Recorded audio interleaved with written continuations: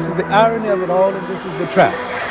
The Europeans began to manipulate history when they rose and began to expand into the broader world in the 15th and the 16th century because they had to justify the slave trade and they had to justify the colonial system that followed. And modern racism has its incubation in that period. You cannot enslave a man and say he's a human being, but he has humanity. Black people have never written any definitions of race, any definitions of what are people. They have never said that these people with these kind of traits belong here. Because modern racism had its development in the pseudo-scientific development of intellectual Europe after the 15th century. And they began to say that certain kind of people belong to certain kind of race, and they created the concept of race and racism itself. You're saying, in essence, that there's no such thing as a race. Oh, I maintain that race is the phoniest issue ever invented by the mind of man. The European invented and developed the concept of race. There's really no such thing as a race because nature created no races. Race is a man-made thing. Could we say that being called black was a political term? It's a political term and a term which indicates our self-awareness at this juncture in history, and I think we really need it. We need to really bathe in blackness for a while, but I wish we'd get the bath over with and go on to something a little more important. We need to really bathe in blackness for a while, but I wish we'd get the bath over with and go on to something a little more important. Black in itself is not an ethnic term. Black tells you how you look, but it don't tell you who you are. We are essentially an African people. Wherever we live on this earth, we're essentially an African people. And we relate to the millions of African people throughout the world, including the uncounted millions of Africans in Asia. The word Afro-American or African-American would probably be more appropriate and more honest and more in keeping with what we actually are. Because all of us are not positively, physically, real jet black. And so the argument now sometimes is between the supernationalists and the mild nationalists and blacker than thou. When blackness is a state of mind, a state of attitude, a state of approach to things that can exist in almost any of us, including from the blonde black person to the jet black. And the jet black can be traitors, and they can be patriarchs, they can be a whole lot of it. See, we've been everything in history from saint to buffoon. We are complete people, and we need to start looking at ourselves as a complete people. And I think that once we convinced ourselves that we're black and beautiful, we'll stop saying it and just go ahead and be black and beautiful and release a whole lot of energy for more important things. Could we say that being called black was a political term? It's a political term and a term which indicates our self-awareness at this juncture in history, and I think we really need it. We need to really bathe in blackness for a while, but I wish we'd get the bath over with and go on to something a little more important. All right. So peace. Welcome. This is your brother Wujau Medew Maat. And so this live is a quick one. All right. So I think I can stick to my word this time. This will be a rather quick live stream. So I want to say peace to those who have tuned in and of hanging with us already. So I just to give a quick shout out to so we have the brother Mitch. Peace. Got a brother MC Kevin MC Chill is in the building. Kevin, if you're still there, I saw you pop in one time, and I was asking, when was the last time that you were in Egypt? Because I saw some pictures, and I thought you were in there, like, over there, at the same time I saw the pictures. So if you're still there, I don't know if you are or you were or what, but if you were, yeah, definitely. If there was a way that, you can share some information from over there, we can arrange it or when you go back, because I know you had a couple of trips planned. So, but shout out to Kevin. Shout out to Obama. Obama, where can I find that interview? Yeah, that interview. I will put the link to it in the chat. So give me a second. I will have to just find it real quick, and I'll put the link to the chat. I'll put the link in the chat to that video. It's in a couple of places on YouTube for if you want to see the full video. All right. Jehudi Ma'at. Peace to the brother Jehudi Ma'at. All right. Yeah, hit the like you all. I guess it helps bring awareness to the channel and the videos, obviously, because we, visibility is an issue. We just want to, be visible and everything. All right. And so far, that's all I see. And we have Asar is in the building. All right. So peace to everyone. And if you're watching, make yourself known. Just give a quick shout out. But this is going to be a quick one. And just to give you all a quick backdrop of this live stream and probably why it's going to be quick is the community of skeptics was live earlier with the brother Unk. And I caught a tail end of it. And he was doing a review. Well, they aired an interview with Dr. Jonathan Winterman, and then had a live stream afterwards, after airing it again. And so I guess commentary was given about it, similar to what we did last night with the interview. So I missed most of it today, but I did catch a tail end. And one of the questions that came up was centered around what will be considered direct evidence for the place name Kemet being translated as black land. That was, and I'm paraphrasing, that was kind of like a question that either he or Garfield asked the scholars that they were interviewing, between Dr. Winterman and I think forgot the other one's name. I'm gonna get it in a second. I don't want to butcher the name. Let me see. Dr. Camilla DiBiase Dyson. So Dr. Dyson. I'll just refer to her as Dr. Dyson and Dr. Winterman. And so that came up, and I know that that's a question that was often asked about that and our stance on it. My stance, brother Asar Imhotep stance, brother Sanjeti stance, between us three, right? So this is gonna be a quick one. So while I was on his show, when that came up, I wanted to explain why that question keeps coming up, because, and so what I realized, we realized this a long time ago, but today it just showed its head again, right? People are not understanding why it's a research question at all. Like, why is that even questioned? Because all of us, we can recite in our sleep what the consensus is, what the dictionaries say in Egyptology about the place name Kemet being translated as black land, and the place name Desheret being translated as red land. So these are things that we all know. This is something that you learn very early in studying anything about ancient Egypt. Okay, so that's pretty much a given. And like I said, we can recite this in our sleep. Everything that scholars say about the place named Kemet, meaning the black land, it's fertile, it's from the Nile, the silt, the black silt that the Nile deposits every time it floods, so on and so forth. So we already know that.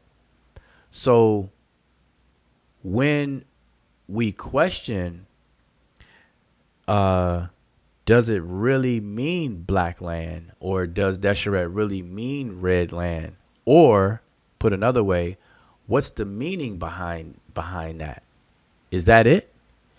So people are having a hard time even seeing how those questions are questions or valid and everything. So earlier I was trying to touch on that, trying to fill the void for that. And but that was at the tail end of the show, and Unc had to end the show. So that's why I'm live now. Okay, so I just want to kind of give you all a backdrop. So this is going to be a quick one, and this is what I wanted to read earlier while I was on the show, on his show. All right, and so I'll be reading from Asar Imhotep's book called Race and Identity in Ancient Egypt, Volume 1, Towards an Etymology of the Place Name Kemet. All right, this is a 2023 publication, so he published it last year, and I recommend everyone to get it.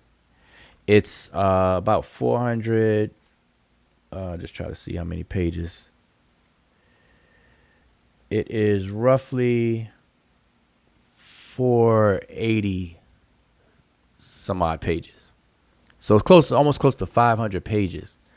So it's packed with information, and I recommend everyone to get it because one of the reasons why you publish a book like this is to put your ideas in writing so that others can investigate, can learn from it, critique it, add to it, and for the author, when you publish your ideas, it also is so much better because you don't have to keep repeating yourself when you could just direct people to your publication, you know, where you tease out your thoughts and your arguments and you show support. You know, you lead up to different points. You're able to string points and connect the dots and things like that. So that's the reason why publications like this exist. Okay. Well, one of the reasons. And so I encourage everyone to get this because this echoes this is a recent the most recent publication along the lines of the investigation of the etymology of the place named Kemet. And so it's been debated for years, you know, whether it's on Facebook, YouTube, and even among scholars going all the way back to 1974, popularly to 1974, the UNESCO symposium, you know, and things like that. So for over 50 years, this has been peeking its head. Okay. So again, I recommend everyone get the book. Emicat has posted the link to the book in the chat. So make sure y'all pick it up. And I'll be reading from it. So, but I'm gonna veer away from Kemet for a second and focus a little bit on Desheret, because everybody focus on Kemet. Nobody really talks about Desheret, right? So I'm gonna switch it up. I'm gonna switch it up on everybody today. Now, before I get into reading it, I want to play a clip of what the brother Unc played earlier of Dr. Dyson. Okay, so let me see if I can find that real quick.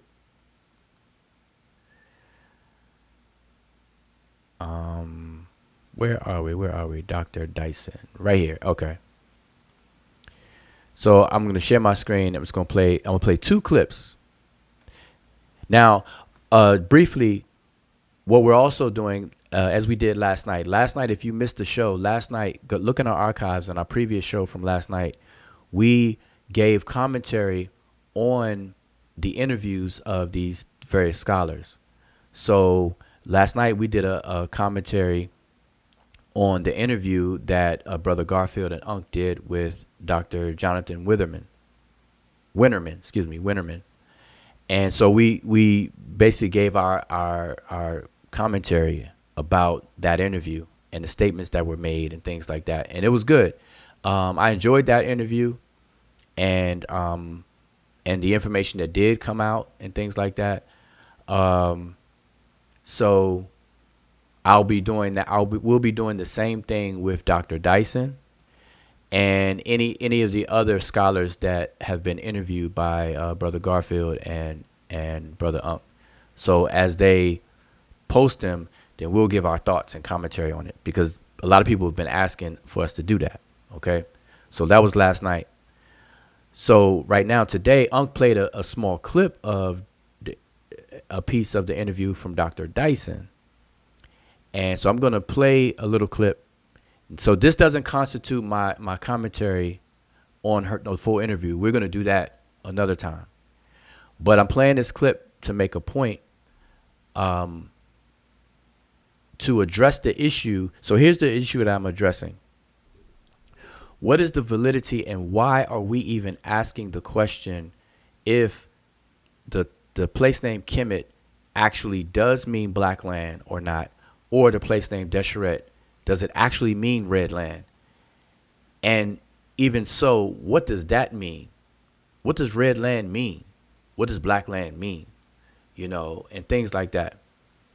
Because everyone can parrot what Egyptology stands on right now. That you look in a dictionary, you look up the place name Kemet, it will say black land. You look up the place name Desheret, it will say red land. Or, you know, it'll always say the desert. So these are given. You know, like I said, these are very basic things that everybody knows. Can recite that in our sleep. So I want to give some insight on why the research question is even being asked. Okay, so that's the goal. But right now, I'm going to play this clip that I think is related to our discussion real quick. All right, so I'm going to play this and you all listen in. So again, this is the interview with Dr. Camilla Diabasi Dyson by Brother Garfield and the Brother Unc. And I think the Sosa came on as well at some point. But I'm going to play this small little clip, make a comment, and then another clip, make a comment. But this doesn't constitute my full commentary, okay? Just want to make sure that's clear. But here we go. And I'm asking you, the hardest thing to actually do is to put it in this proper cultural context. Yeah. Am I right or wrong on that? Absolutely. So, you know, I think there's this idea in scholarship called sort of the hermeneutic circle. Yeah. This idea that you start with a theory, then you find evidence, and then you test the theory and you come up with new ideas. Yeah. And then you find new evidence and you have to test that new theory that you've just made. New evidence creates a new theory. And we go in this cyclical way through scholarship. That's why scholarship continues to endure, because if not, we'd say, oh, well, we know the answer to that. We're not going to do that anymore. That happens very rarely, in fact. And so as more texts come to light and we learn more things about word meanings or grammar, we have to be open to, you know, being wrong and saying, okay, no, it's actually something different. We enter a new cycle. So I think that's standard. Since decipherment, we have always been learning more about the texts. It's a never-ending cycle. Okay. So I hope that everyone could hear that. So now paraphrasing what she just said, she said, since decipherment, scholars are always learning. And she said it's cyclic. You know, once you learn something or new evidence or new information comes about, you have to understand and be flexible, and you learn from it, and you could be wrong. You have to be open to being wrong, and so on and so forth. So I think that's important to understand these things. Now, the reason why I played that clip as well is because that's a standard. She said that that's a standard in scholarship. And so it speaks to the point that I was making a little second ago, that when it comes to these specific questions about the place name Kemet and also Desheret and things like that, even to echo what she just said, you don't look at something and say, hey, we'll never cover that again because we already know about that. She said that rarely happens. That rarely happens. So for a very long time, and it's become very common, that people will translate certain words a certain way. It's not until curiosity is triggered where scholars will take deep dives on very narrow, specific issues of inquiry, of investigation. So, like, for example, There are scholars out there that will take one glyph, one pictograph, one glyph, and will spend a year studying that one glyph to find out what was its inspiration, what are all the possible meanings of it, what is the literal image of, how did it shift from its literal image to a metaphoric extension, all kinds of things. And so this could happen with a glyph. This could happen with an Egyptian word. It could happen with a larger Egyptian conceptualization concept, And so this happens in scholarship all the time. And many times when scholars have done that, they will publish either journal articles or papers, individual papers, and even it may grow as a collective in a journal, published journal in terms of a book, or it may make its way into a book, especially usually when people will write their dissertation or thesis to in lieu of them getting a degree, they will convert that into a formal published book and things like that. So this is always ongoing, okay? And so what people just have to understand that it's always going, just like science. We're always learning, learn from the cradle to the grave, as they say. So I just want to play that clip to emphasize that. All right. Now, I want to play another clip, which was, I had the timestamp. This is what the brother Unk played earlier. So I'm just going to play it again and then go into, hopefully I can clarify a few things. Runes loads a complete serving of fruits, and I definitely don't want to play that commercial, but you know how these commercials. All right, there we go. Here, of course. Okay.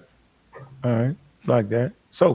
Let me ask you this: is there are y'all pretty confident with the colors and the symbolic meaning in terms of what red meant, what yellow meant, what?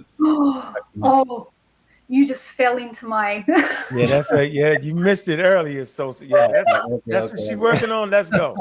This is what we need. All right. That's what we need. The answer is I'm working on this and I'm loving it. And I do have to go in 10 minutes, so don't let me carry on. But what I want to say is I'm going to present on I'm going to flying to this, Canada and the States in a couple of weeks. I'm going to be presenting at a conference, and what I'm going to be talking about is I don't think red means red the way you think red means red, and I think the Egyptian concept of red, and there is some earlier scholarship that does this. But, the Egyptian concept of red is actually a broader idea of a really highly saturated color. Okay, I'm going to pause that real quick. Now, I want you all to notice that she says, I don't think the red means, the color red to the Egyptians means what you think it means. Now, I want to emphasize that, which is why I paused it, because there are a lot of people during these different exchanges and debates and heated exchanges throughout the recent years on YouTube and on Facebook, where people will oversimplify and be very dismissive by saying things like, well, black means black. Black means black. If Kemet means black, then black means black. Like, why? I don't understand. It's simple like that. It's just that simple. So people want to oversimplify things and just rely on that oversimplification and then argue or participate in the conversations and argue from a stance of this oversimplification. But here we are, we have Dr. Dyson saying in terms of red, because that's what the brother Sosa asked her about or mentioned, which sparked her answer. She said she does not believe that to the Egyptians, red means what you think it means. And so she's doing a whole investigation on it, and she says she's doing a presentation on it and whatever. So I'm gonna let it play a little bit longer, and you're gonna hear what else she says. But I wanted to highlight that what she said. Red does not mean what you think it means. She doesn't believe that. Okay, and we're gonna let it play. One with a lot of pigment in it and not a lot of grey. So a lot of yellows and reds and bright. The sun, for instance, is red. What does that mean? You don't, unless the sun's setting, the sun doesn't look red, right? Right. So, why do they call, the sun is red and a flamingo is red? And in fact, the word red comes from the word flamingo. Flamingos aren't red, they're pink, right? Okay. So Egyptians' idea of red is slightly different. This comes back to my obsession with categories, right? It's about define red, right? And what my paper is about is also about emotion and color. So seeing red or being in a black mood. That's stuff I'm working on. Okay. And it's but so what Kemet means is not just black. It's kind of dark. It doesn't have light. So it's not, again, it's not the same necessarily as black, and also black land. What does that mean? It's not black in color, right? Fertile land is very dark brown. Right. It's very dark.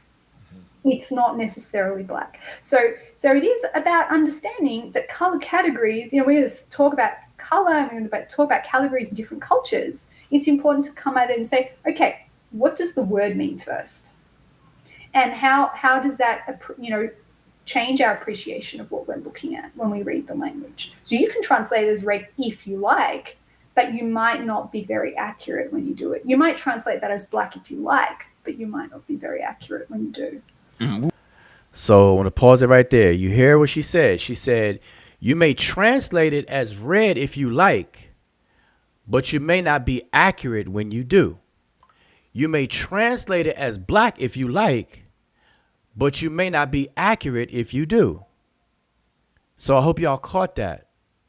So, and to her point, she raised the point of categories. This is something that I know I'm gonna speak for myself. This is something that I have said since until I'm blue in the face, as they say.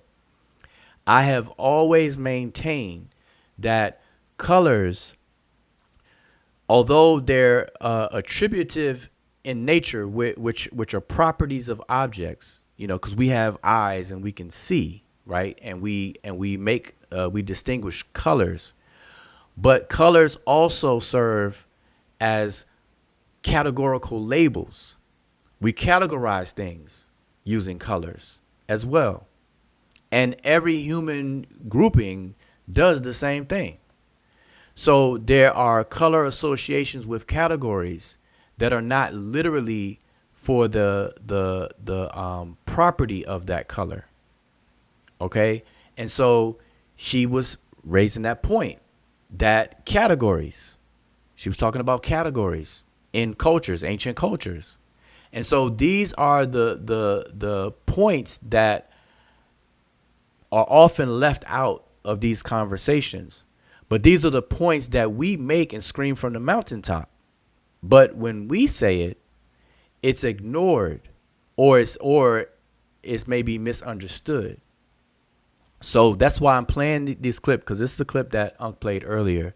So I'm replaying that, and I'm highlighting this because it's coming from Dr. Dyson, as opposed to coming from me or the brother Asar or the brother Sanjeti. So now that someone else has made these statements, now maybe that will soften people's minds up to listen in a more inquisitive way to what we have to say, as opposed to a more oppositional or adversarial way, trying to argue. Okay, so that's the point. So I wanted to kind of set up this what I'm about to read from those 2 points that she made. Okay, so I hope that's very clear to everyone, and those who may catch this in the archive and listen, hopefully that's clear. That's clear to everyone. Okay, so now that I have already shared that, let me get that off the screen. Okay, so Now, so here's the point that I wanted to make earlier. So I'm going to share again Asar Imhotep's work. I'm gonna read from just a few pages. That's it. And let me get this on the screen here. If I can unshare that and share my screen. Okay, give me a second. Wants to act funny.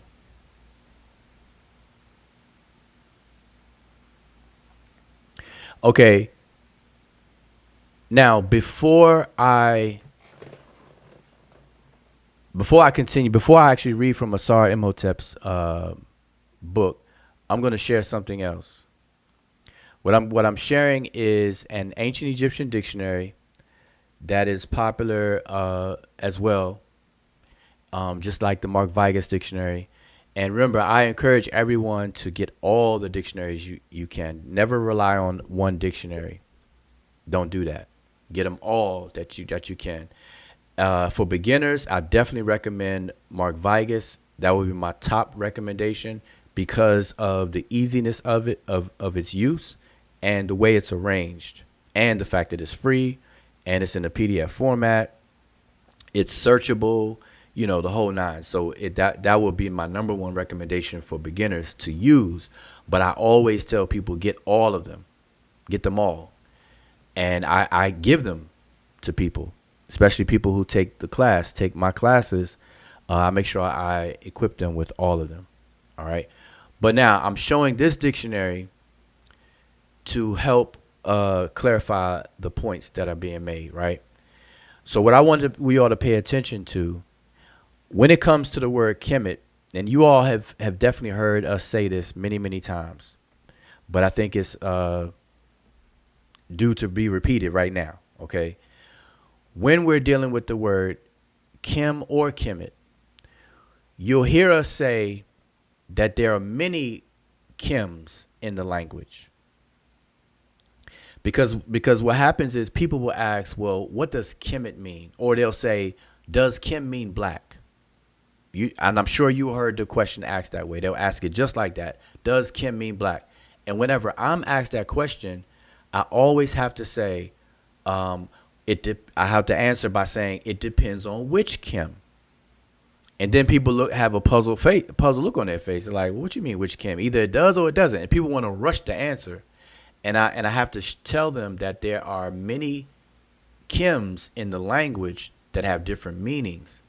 And I say there is a Kim that means black. But they don't understand why I have to go through that. So I'm going to quickly show you all. So in this dictionary, you'll see. So for example, let's look at these three right here. These three entries, dictionary entries, they are the exact same in terms of the glyphs. You see an I6, G17, and the Y1 glyph. These three glyphs right here.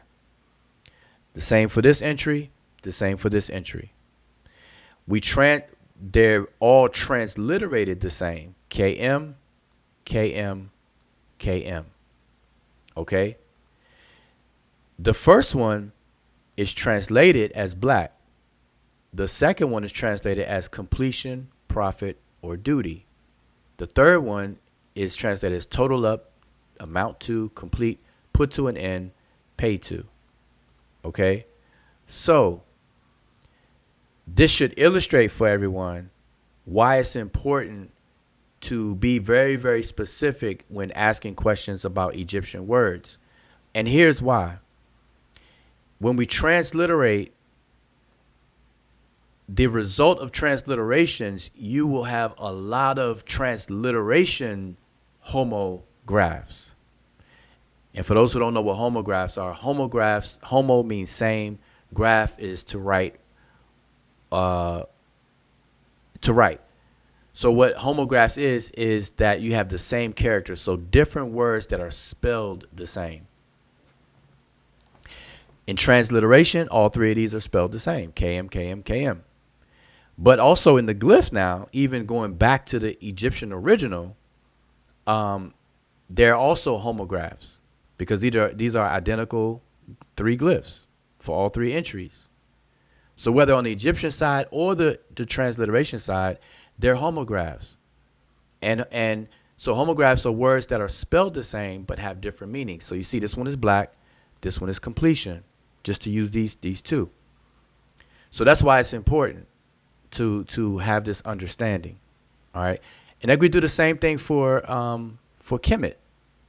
So like, for example, in the transliteration, and here's another Kem here. In transliteration, you have Kem, but the glyphs are different.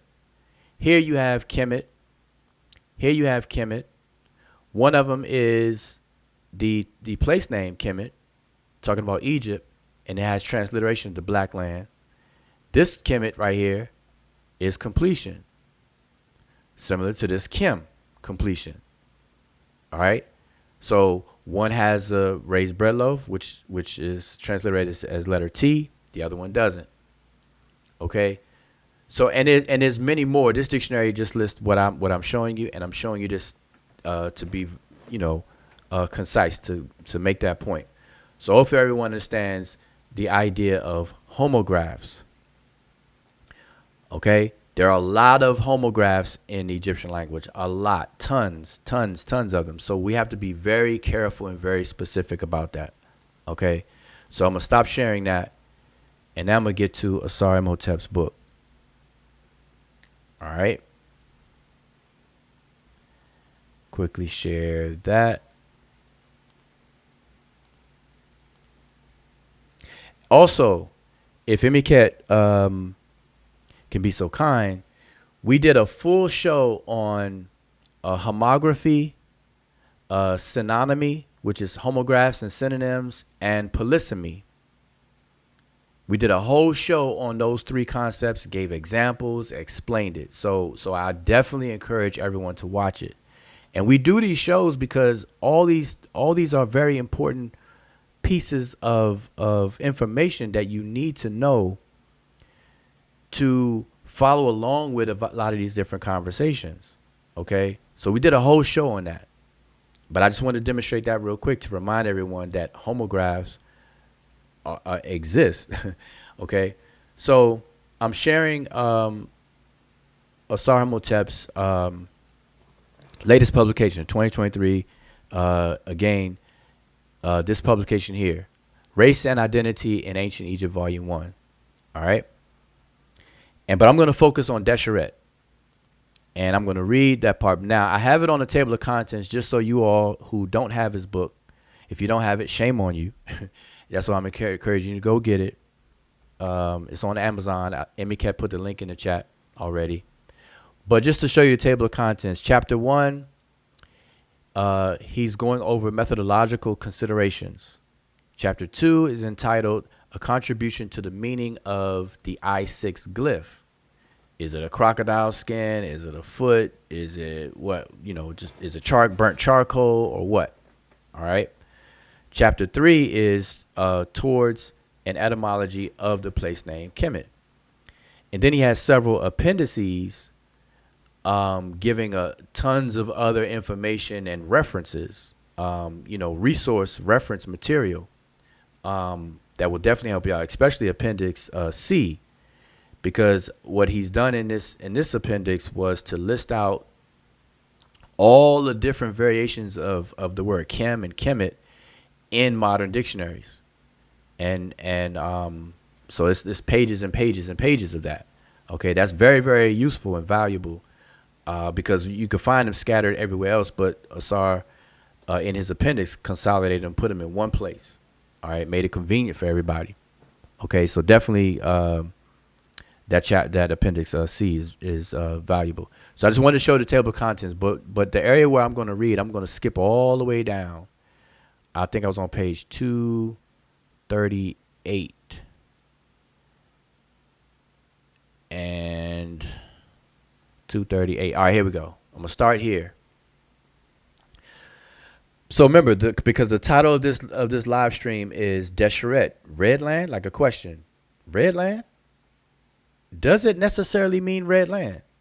Even to echo Dr. Dyson, okay, where she said that she believes that to the Egyptians, red is not what you think it is. Okay. And then she also said that you could translate it as red, but you may not be accurate doing so. And she said the same thing for black as well. But we're going to deal with Desheret. Okay, so just to read what I have on the screen, I'm just going to read. It's going to just be reading. Do I need to make this bigger? Imhotep, is this big enough? You think this is big enough? I think you Make could it go bigger? just one step. Yeah, that's good. Okay. So mind you, this is on page 38 of his book. Now, somewhat me doing it this way is not going to do its full justice. I'm going to put that disclaimer out there, because the way that a lot of books like this are written, there's a lot of setup information prior to this. You know, there's a lot of information coming that leads up to this, right? So you got to bear with it in that regards. That's why I say you got to get the book. But I think this is enough to read to make my point. So, Desheret, okay, you see the word here. I'm just going to read. It says, as has been mentioned previously, the place name Kemet is often listed in contrast to the desert landscaping called Desheret. Because there's a word Desher, meaning red in Egyptian, Egyptologists automatically assume that the word Desheret, the desert, derived from this term. Thus, they're defining it the red desert lands. All right. It never occurred to researchers that this may be a homonym or a homograph, in which there's possibly no relation between the two terms. We hypothesize here that there may be a relation between Desher and Desheret, but one that is diachronic, and like with our term Kemet, Desheret describes a type of land with no color connotation. So that's important for people to understand. Now, to quickly explain diachronic, the word diachronic has the word chronic in it, which is time, chrono, from the Greek chronos, time. In linguistics, diachronic analysis deals with tracking through time periods. So it's like a historical tracking of languages or even words. So etymology would be a diachronic type of thing. You know, when you study etymology of a word. Synchronic would be to take any point in time and then focus on that. Focus on a language in any given period of time. Diachronic is to study a language through time, okay, going backwards in time in terms of historical linguistics. You have historical comparative linguistics, and that's the language that you're going to hear. These are the terms that you're going to hear, okay?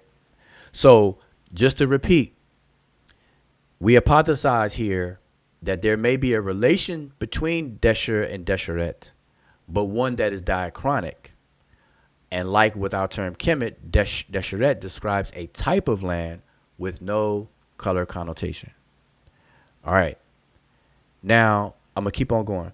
We remind the reader that Middle Egyptian is a monosyllabic language with consonant vowel, which is what CV stands for, or consonant vowel consonant being the primary structure.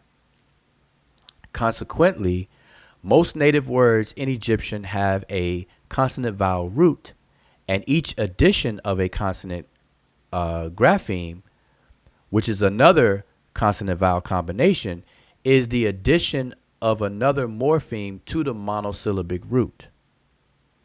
We know that this is the case because we can observe the different forms of a word in which different consonant graphemes are being replaced around the nucleus that doesn't change. When we list the different forms of a word beside each other, we realize a common theme develop when we group all the forms together. When this is coupled with the evidence from related Chibantu languages, we get a better idea of how these words have developed.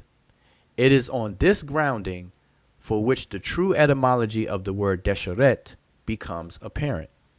We observe the following reflexes. So just to quickly go through these, in Egyptian we have shu, which means dry, dried, drought. Shu'it, wasteland, desert. Shu'u, dry land. Shu'it, a dry place. Shu'shit, dryness, drought. Shu'it, dry spot. Seshu or seshui, to make dry. And this is a causative. This S on here is a causative, to cause or to make dry. Shu'u, dry pieces of wood. And then shu'yu, dry grass, hay, or rushes. Now notice all of these words have a common denominator: dryness. All of them. Okay? From this, we can see that there is a root, sh or sh, associated with dryness, as I just said. In Egyptian, it is followed by the suffix of a W. And so here's some more examples. In Egyptian, we have shu, emptiness, absence. Seshu, make empty. That was repeated from up top. Shu, to be empty, be lacking, be devoid of, be missing from, to be vacant, and unload a ship. When you unload a ship, is empty now, right? Then we have shoot, empty sheet of papyrus. Tepshu, ruin, neglect, decay. Wesh, to be empty of, to be destroyed. Another, wesh, to be vacant, a vacant place, space, interruption. We also have Egyptian shu, a needy man, a poor man. And that comes from, let me finish reading. Then we have shua, to be poor. Then we have another shua, to become impoverished. And then shuau, poverty. Shuat, impoverishment. T is the abstract there. Now, notice that needy man or poor man or be in poverty is to be lacking, to be missing. See, be lacking, to be devoid of something, to be missing. So you see the common theme here. And last one, we have sher, or sher, as some people may pronounce this. Sher, to stop, to block up. Shersher, or shersher, disordered, distracted, upset, to be perturbed. Okay? And he has a lot of footnotes superscripted, and I'm not going to read through those unless I need to come back for whatever reason, but I'm going to continue. Oh, and then another example here, last one. Share, it means to threaten, which gives way to desher, which means angry, and desheru, which is wrath. So this is going to be important. So definitely pay attention. Share becomes desher. To threaten becomes angry in the form of desher. And then desheru, wrath. All of these are building upon one another. So here we can see that share sequence in Egyptian has a theme. When we add the D prefix to share, giving us desher, we get another word within the same domain. Okay, hopefully everybody follows that. When we suffix with the W for the abstraction to the root, we get a different word within the same domain. For example, desheru, wrath, that we saw up here.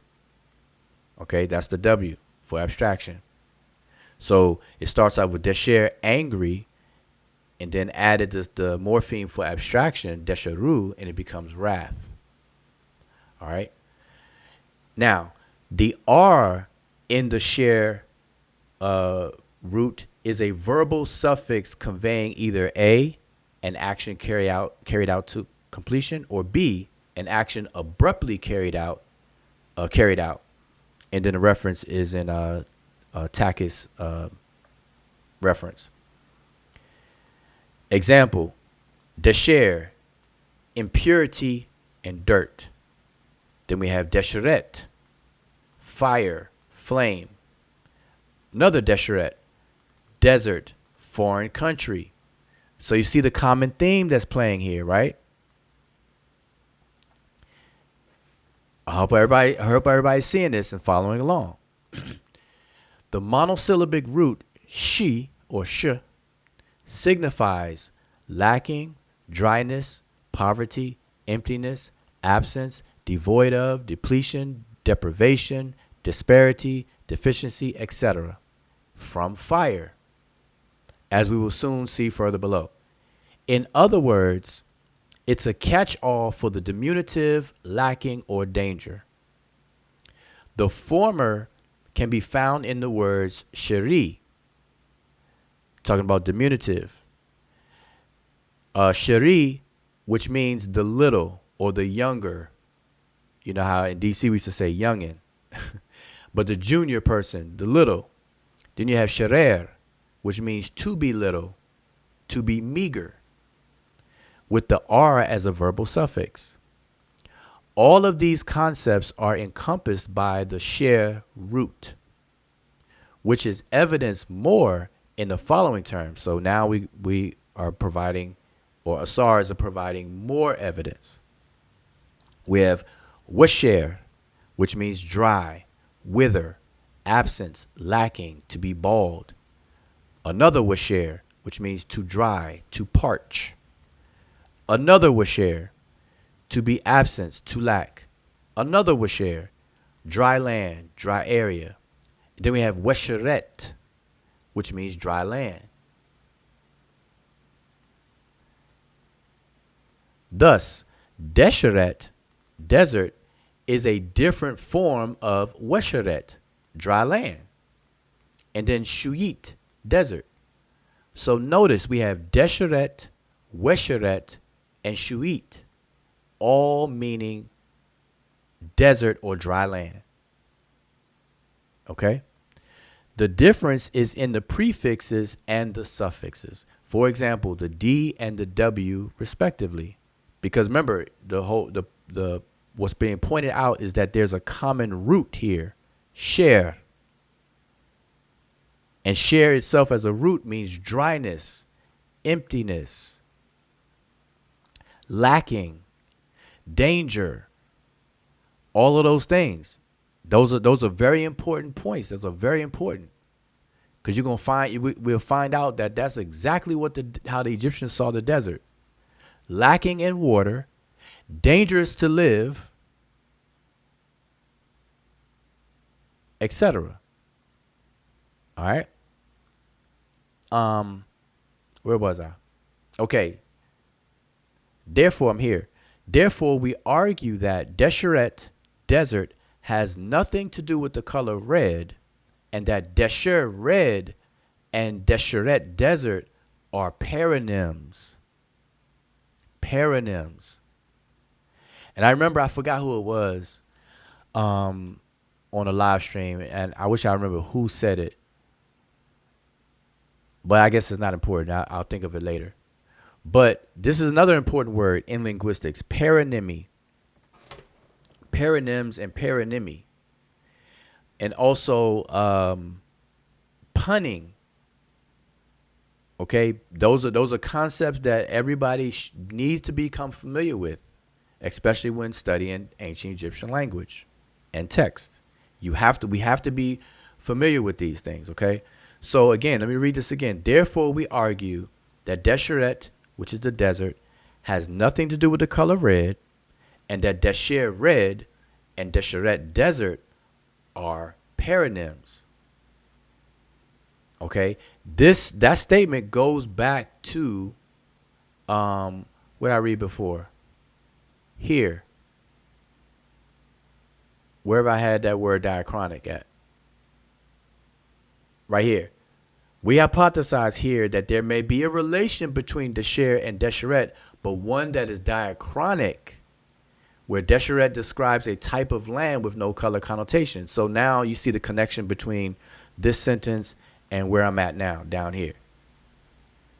Okay? So to keep going, and I'm not going to go too much further. Where we at? Desert. Okay, here it is. While it is logical to first assume that the root to Desheret, desert, is Desheret, one could not follow that logic when asserting Wesheret, dry land. From an examination of the morphemes, we know that the D prefix and the W prefix are prefixes to an SR or she R root, share root. This root right here. He said from an examination. Okay, so now he's going to show the examination. So it says that D is a fossilized prefix in Egyptian can be seen in the following examples. So we have Nej, that means flower, Nejet, that means flower, and Wajit, that means flower. Wajit. Okay. Now, when you put a prefix, the D prefix, as he said, the fossilized prefix onto the root, you get Deju, flower, and you get Duju from Weju, with the D on it, means flower. Another example, we have Hen, which means bow down, nod, concur, approve, heed, feel, inclined to. You put the D prefix on it, you get Dehen, which also means to bow, to touch the ground with the forehead. Same thing. So it's showing that this is the root, and this D is a prefix. Another one, Hen, which means head. You put a D prefix, you have Henet, forehead. You have Sher, which means threaten. You put a D in front of it, Desher, it means angry. You put the W as a suffix on it, Desheru, you have the word wrath. All right. In Egyptian, the word Desheret derives from the root sher, which means to threaten, or related semantine, yielding Desher, angry. Okay, so there's a word Desher, angry. There's a word share, to threaten. We see that the D is a prefix and gives us the form Desher, red. The redness in Desheret is a byproduct of the blood rushing to the face when angry. We know this by analogy, and to keep going, with Chiluba. So by analogy with Chiluba, we have Di Kunze, and I'm probably butchering the pronunciation, so forgive me, Chiluba speakers, on that. Di Kunzi, which means red. Deriving from kunza, be or become red. Become serious, to get tough. You see that association with the color, with red, and then being serious or get tough or get angry. To be deprived of, to be in misery. And then we have kunze or kunze, red. Sunza, to blush. Kunjija, to get angry.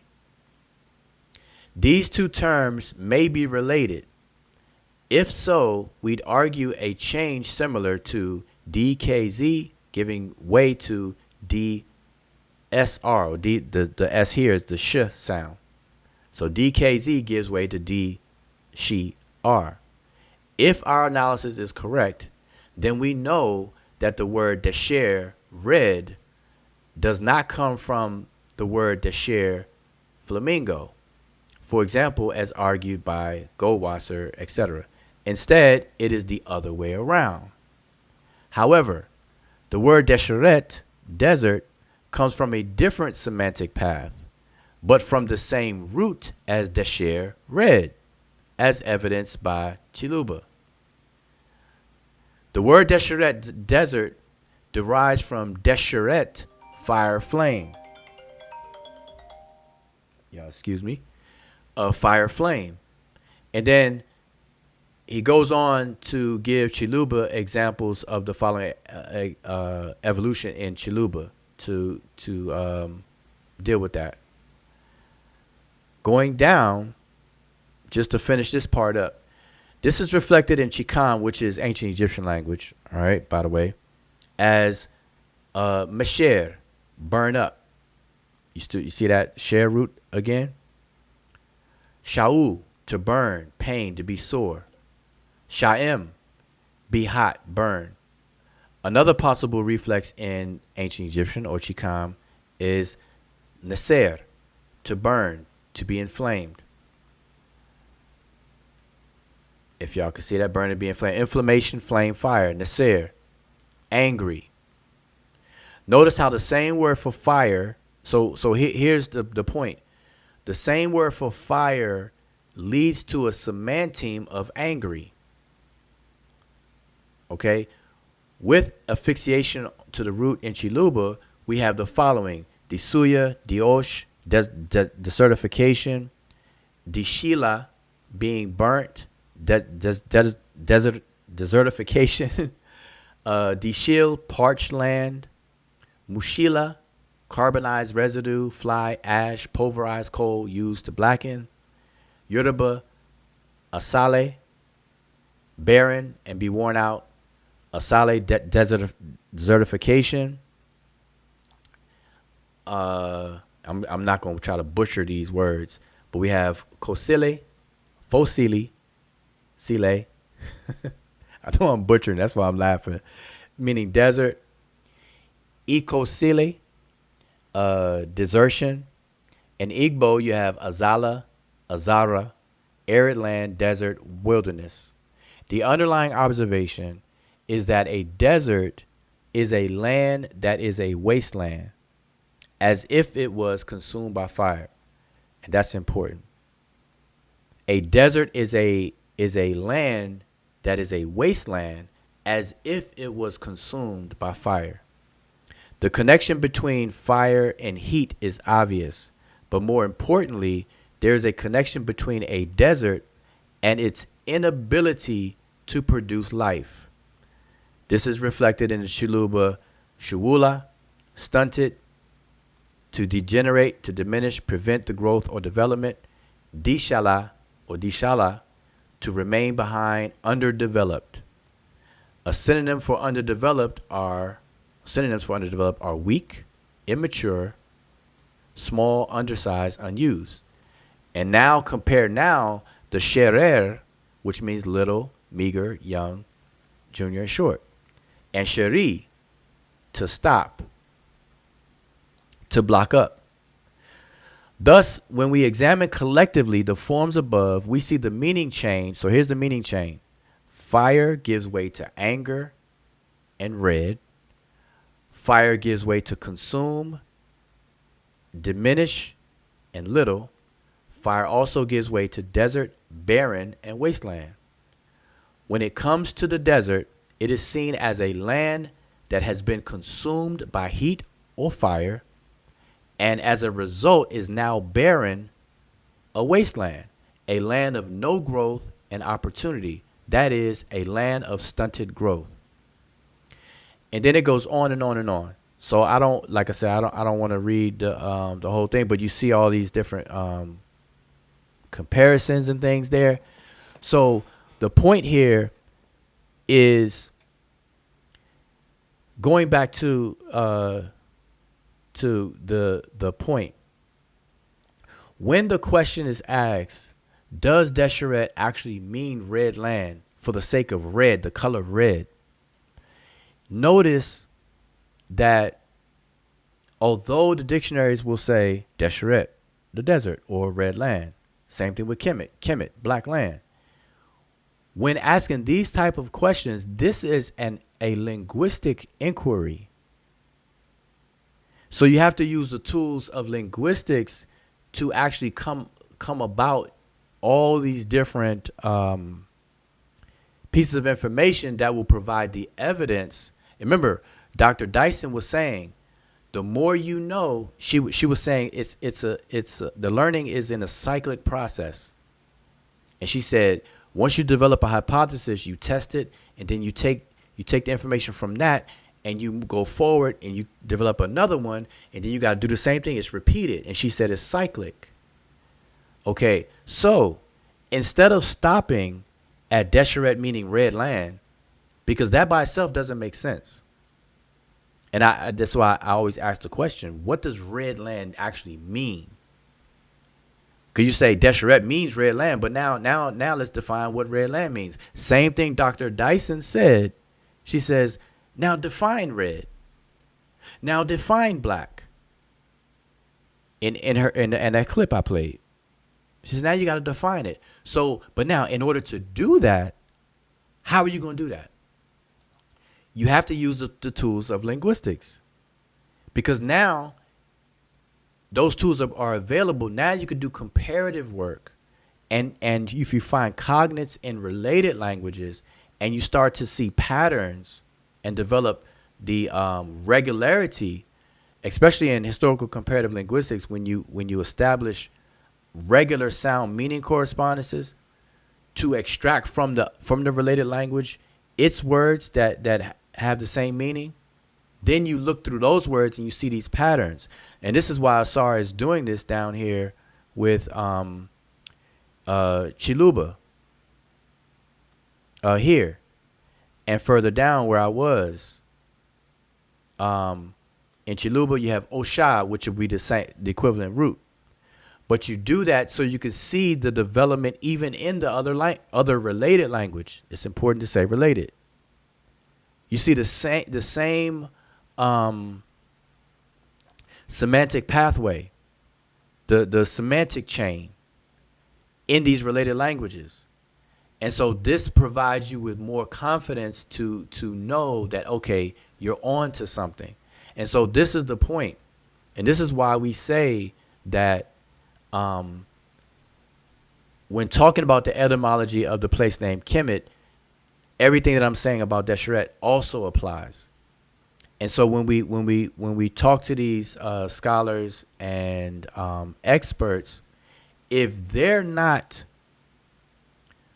an expert in doing this type of work, they're not going to know.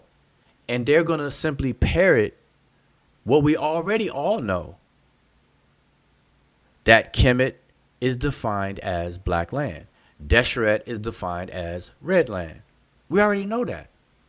But when we want to investigate further, we have to use the tools to do so. And some of these experts and scholars, even though they're Egyptologists, even though they may be philologists and et cetera, they may have not done this work or looked into it. Similarly to how Dr. Dyson is looking further into color associations and emotions, that she said. Like, what does it mean to be, what she said? She said, black as in, I forgot what she used. Black as in, I forgot what she associated that with. Red being angry, wrath, and things like that. So she's working on something. So she's actually doing a deep dive into what is interesting to her. So now, once she does that, now she's the go-to person to have that discussion. And so I'm emphasizing this because, just because we can talk to a scholar of a discipline, a field of research, doesn't mean that they've actually done research on something that's very specific, such as what I'm showing you here, or even some other things. Now, among scholars, this is known. That's why within scholarship, people are, more prone to say, hey, that's not my area of expertise, or that's not my area of focus right now, or what have you. Although I'm an Egyptologist, or although I am even a linguist, there are a lot of linguists who don't do comparative work. A lot of linguists that just teach languages, Spanish and French. You want to learn Spanish, you want to learn French, you got linguists for that. But they don't do comparative work. They're not a comparatist. Same thing with anthropologists. You got anthropologists who don't do anything about biogenetics. They stand on the culture side, cultural anthropology. But yet they're called anthropologists. So the same thing with these experts. So we have to understand all that stuff. So I think, I don't want to do it. I don't want to keep reading and reading on. I'm trying to see. Well, I might as well. Well, let me just stop for a second and tune in, because when I read that, I'm not paying attention to the chat. So I wanna see if what's going on. I think that's enough to make the point, and so I'm going to reiterate the point. The point I'm making, showing that, is to fill in the gap of why this investigative question is even being asked. So I'm showing you how scholars are fully on board with this, because this is something that happens in scholarship all day, every day. I used the clip of Dr. Dyson to illustrate or demonstrate the fact that this happens. She herself is doing further analysis on colors and their associations. And I would love to see her presentation, or she said she did a paper. I would love to definitely get a copy of it. But she's doing that. Now, obviously, in all of the Egyptological scholarly literature, it's going to say whatever it says, but she's not satisfied with that, obviously. She's taking a deeper dive into that. So if she was the type of person that settles on the quote-unquote experts, then she wouldn't look into it further. She'll just accept it and just parrot it on and on and on. But that's not, she actually said that's rarely done. Okay? In her words, she said that's rarely done. So I'm saying this to say that this is what we're dealing with here. This is what you all are witnessing here. When we talk about and we're contributing to the arguments and the debate on the meaning, the etymological meaning of the place name Kemet, that's the spirit in which this stuff is done. It's a deeper dive into what we all can parrot in our sleep. And I think that's important for people to understand, because I'm constantly hit with, is there a Kim? Does Kim mean black? And I have to answer the same question over and over again until I'm blue in the face. I'm like, yes, there is an Egyptian word and language that means black. So if Kim, and then they go on and say, well, if Kim means black, and then you have Kemet, and I find a dictionary means black land, that makes sense. What's the fuss? People can't figure out, like, what's the fuss? If Kim means black and Kemet means black land, put a period on it. That's it. And that may be fine for people. But as Dr. Dyson is doing herself, she's not satisfied with just saying red or just saying black. She's doing a deeper dive into it. And she even said out of her own mouth, she doesn't think that to the Egyptians, red means what you think it means. So here we are with the same thing. Black land. I don't think that the place named Kemet means what you think it means. Or that black land means what you think it means. And what does black land or red land mean anyway? Like, what does it mean? And I asked that question earlier. If I were to say a type of land is black land, or if I'd say a type of land is red land, what does that mean? Is that it? Do I say that just to cover the fact that my eyes see the color red or the color black? Or is there a whole bunch of other meanings that go along with that? In order to find that out, you have to use different tools. And so this is where we are. So anyway, that's pretty much what I wanted to kind of cover. This is what I wanted to tell. Obviously, I was just going to read. I was going to be a lot shorter, but I wanted to tell the brother Unc while he was live and share that because I think that is the disconnect.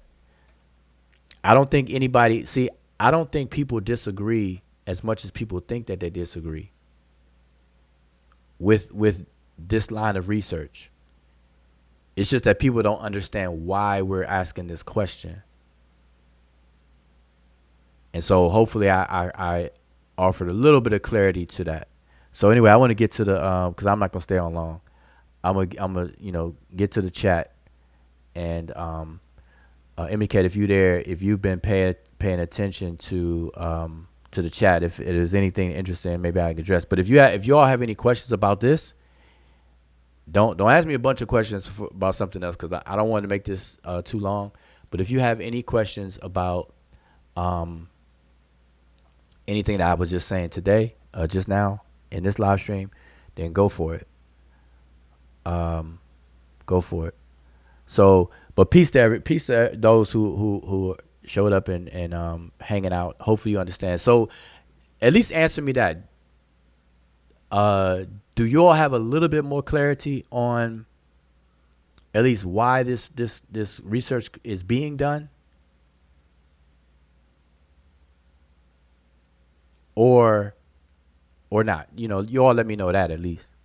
Woo, if you and her talk, she probably would appreciate that discussion, and it may lead to further assistance in what happened when the men went to the moon, who was pivotal. Right. I agree with that. I agree with that. I think, and that's another thing. See, this is what happens when, and I see this everywhere. We all see this everywhere. When you interview somebody, you have your own set of questions for whatever the reasons are, right? But here's the handicap that I find in if I had to critique the interviews plural, like the interviews that I've seen between with Garfield and Unc with the scholars. Well, I only seen a little bit of that one, and then the Dr. Winterman's interview. So, but I'm gonna watch this one. I'm gonna watch Dr. Dyson's interview in full, and then we're gonna come back and I'm gonna get some commentary on it. And I haven't done that yet, so I can't give commentary. I definitely, I never talk about a book I haven't read. I never talk about an interview that I haven't watched. I don't do that. But even with the Winterman interview that I did watch the whole thing, I think the handicap is because specifically Garfield and Unc, they have their set of questions. No matter how good their questions may be, and they ask some good ones, they don't have the follow-up strength, the follow-up question strength that somebody else would have who actually studies the stuff. So like, for example, I'm gonna give you all an example. If, let's say, Unc is about to interview an Egyptologist, like they did. Let's just say both of them. I'm just gonna put it. They did, and they asked me to email them some questions to ask the person. Now, my questions will be whatever they are. But here's the difference. When you ask the question, the expert's answer may warrant a follow-up question, and then a follow-up, and then a follow-up. And so if you're not, and this goes for anybody, if you're not an actual, if you not aren't actually competent enough in the topic and in the information, you may not have those follow-up questions, or know how to ask the follow-up questions, or know to even ask follow-up questions at all. You may just say, hey, okay, good, I like that. And then you're going to move on to the next question. Whereas somebody who studies this and stuff, they know how to tease out by asking the follow-up questions. First of all, how to formulate the original question, and then how to ask the follow-up questions. Okay? And so I tried to mention that earlier today too, that on the subject of direct evidence, because I like the way the scholar answered, because she said you would have to define direct evidence. And so, and people don't ask us, or me, I'm gonna speak for myself.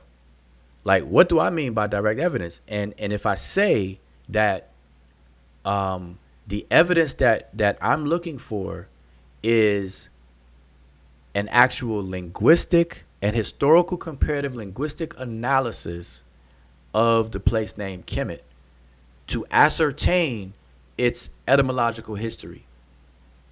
Has that been done? That will be somewhat of what a question that I would ask, because I wouldn't ask, okay, just the shallow question of what causes the translation of Kemet to be black land. Then the answer is what is everything we can recite in our sleep. Like I can say that, hey, okay, Kemet is juxtaposed against Desheret, and if I think Kemet is black and I think Desheret is red land, and they're juxtaposed against each other, or they're contrasted against each other, then I'll be like, well, there's the evidence. You got the red land is the desert, and the black land is Kemet. Red land is Desheret, black land is Kemet. Like, duh. See, we can recite that in our sleep. But as you all should know, just by the little bit I shared right now, notice that may not have been the contrast. The contrast is describing a type of land that is uninhabitable, non-productive in terms of growth and life, dangerous, versus the opposite, land that is inhabitable, it is very productive, has a lot of growth, etc., etc. Then you have the element of the water. It's the water that produces those two types. It's the water or the absence of water that produces those two outcomes. Do y'all understand that? So this is where, the deep dive takes place. And like I said, people have to explain what is meant by black land. The scholars even do it. They don't just say black land.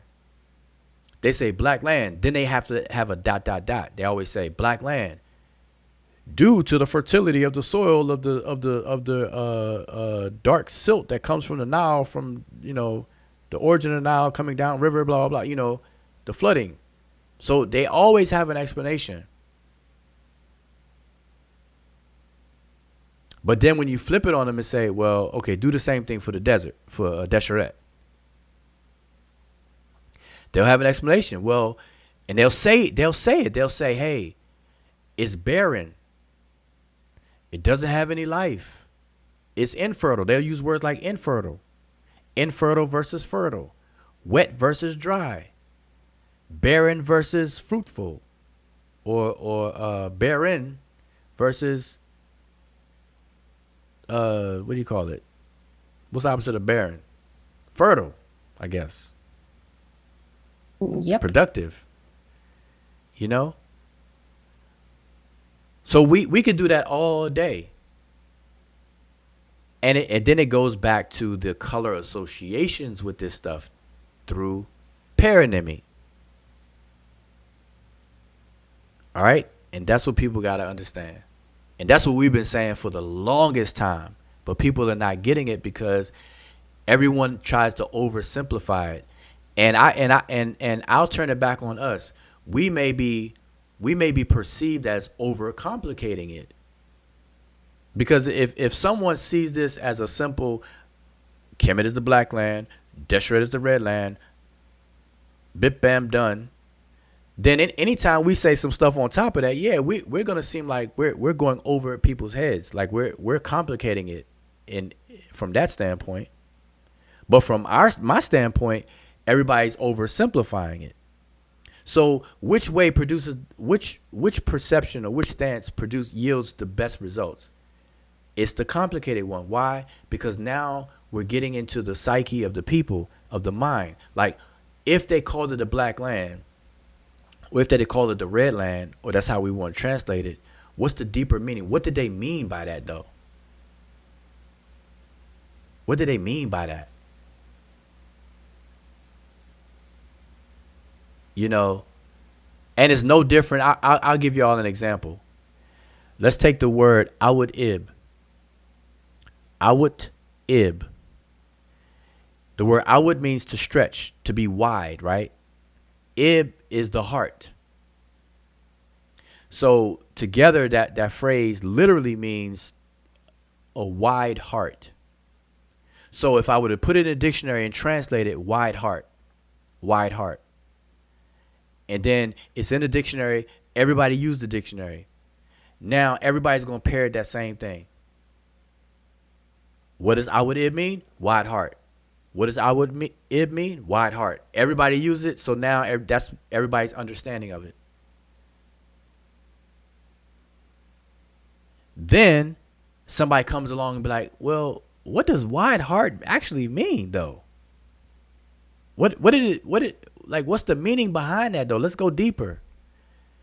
Now you have to do some additional work and use additional tools to tease that out. And when you do it, you'll find out that awud-ib is a idiom to the Egyptians that means to be joyful or happy. Joyful or happy. So they used the conceptualization of widening the heart as their idea of being happy and joyful. But the only way you'll know that is when you stop parroting the dictionaries, because the dictionary is just going to say wide heart. So if you're not curious enough to know what is the deeper meanings behind all this stuff, then you're just going to look at it that way. And then somebody like me come along and say, no, awud means to widen, and ib, although it means heart, but it also means the mind, which is an abstract, non-tangible, non-material thing. So widening of the mind means broadening the mind. And what does that? Blah blah blah. It produces joy, happiness, and all these different emotions and feelings. You know, get into all that kind of stuff by whatever tools I may use to do that. Right? See, that will appear as overcomplicating it. So anyway, so that's the thing. We want to stay away from being too simple when it comes to ancient Egypt. For other things, you know, that may be good enough. But with ancient Egypt, we can't be like that. We can't stop there. And that's why I always say, a lot of people are arguing these things who are not really interested in Egypt like that. They only have a cursory interest, a surface interest in it. Or only because it produces content. Or because everybody else is talking about it. So they people jump on the bandwagon and chime in. But for real, if you want to talk about ancient Egypt in any meaningful way, you have to have a little passion for this. You really do. You really do. And that pretty much goes for everything. But especially Egypt, ancient Egypt, because there's so many things involved that's necessary to deal with it, because it's not a living culture, it's not a living language, and all that other kind of stuff. So Yeah, and even other than the two things you've mentioned, even getting to some truths, it is like it takes time and things like that. So if you don't have the passion for it, then that is not going to work. yeah. But I found it very interesting that that just with this, and I know we haven't done our commentary on this particular interview, but just from the clip that you've shown, and then the clip from yesterday, it's interesting if you notice two common things. Both experts in this one, she's working on the color red.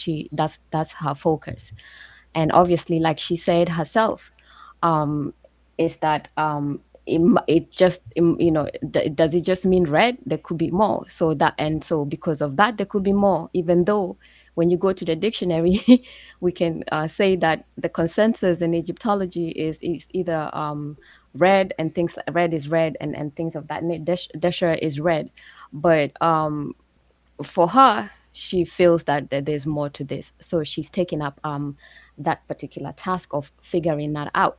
So you see that even though there are things that already are set as standards within the field, people are still investigating more. And I liked what she said, it's a never ending cycle.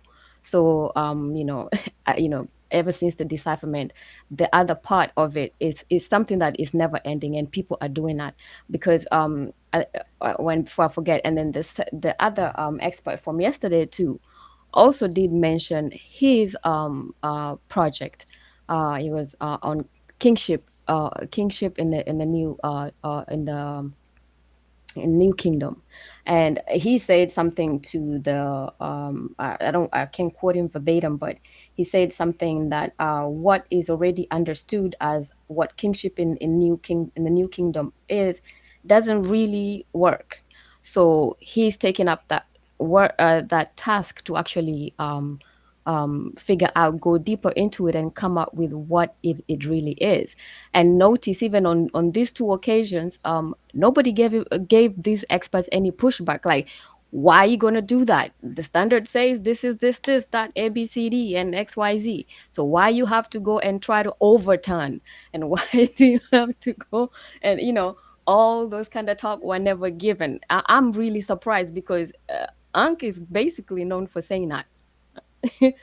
Specifically, and Ankh is the common denominator when you guys did that with Kemet and trying to figure out the meaning of the toponym. So Ankh said, why are you guys trying to overthrow?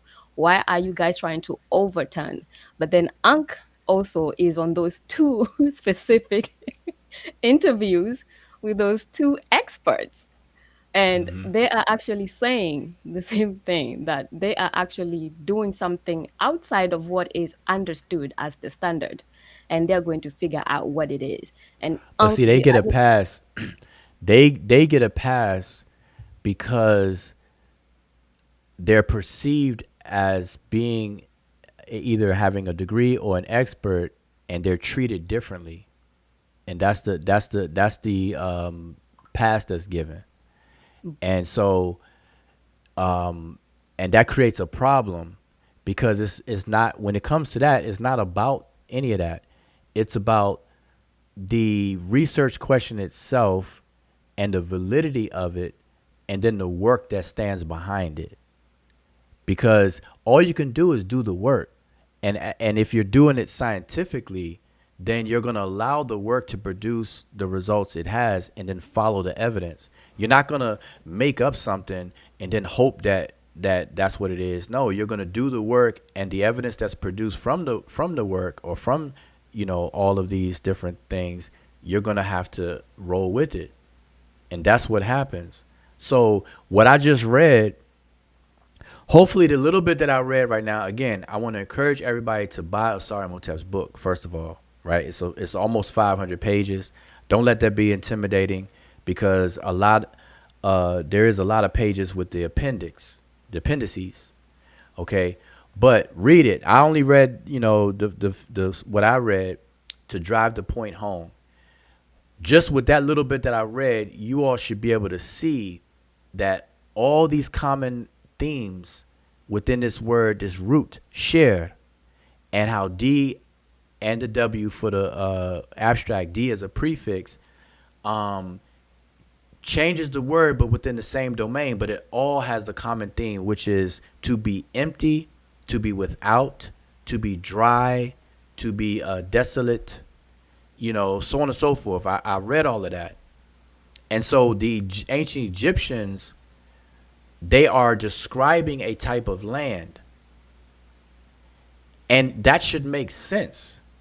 It's a land that is without water. And because it's without water and has extreme heat, it is a wasteland. It is uninhabitable. It is undesirable as far as living. It is dangerous to live there. It's dry. As I say, dry as hell, because it's hot as hell. And so on and so forth. And then Kemet offers a complete contrast to that. Kemet does have water. Kemet does have vegetation. Kemet is inhabitable. Kemet is desirable. Kemet is livable and whatnot. So they're describing two different types of land that everybody and their mother can observe. The color part of it comes as I just read, through an association. And so you have to dig deeper, because red land by itself, to say red land, it does not mean anything. Just like, and see, here's what's crazy to me, right? Is people will somewhat accept that colors have a lot of figurative associations, because they will say that Osiris is known as the Great Black, the Black One. And then when you ask them, well, why? Like, why is that? Is that enough? Why, though? And so when they start to answer why, then they'll go into, well, black represents, and then they'll start to list. Black represents the afterlife. Black represents death. Black represents resurrection. Black represents fertility. They'll start listing these things. So black is not it. You can't stop at black. So there had to have been some associations made. And that's what Dr. Tyson was saying. I said Tyson, Dyson. Dr. Dyson was saying when she mentioned categories. See, Osiris or Wasir is a representative of the life-death cycle. In a nutshell. In a nutshell. And so, the resurrection and life cycle, like that birth and death cycle, which forms a circle, right? And that's why he's two colors. He's black and he's green. He's black and he's green. These colors are not literally used, but they are used figuratively to represent those two cycles: a life, death, resurrection cycle. Life, death, resurrection. Life, death, resurrection. Life, death, resurrection.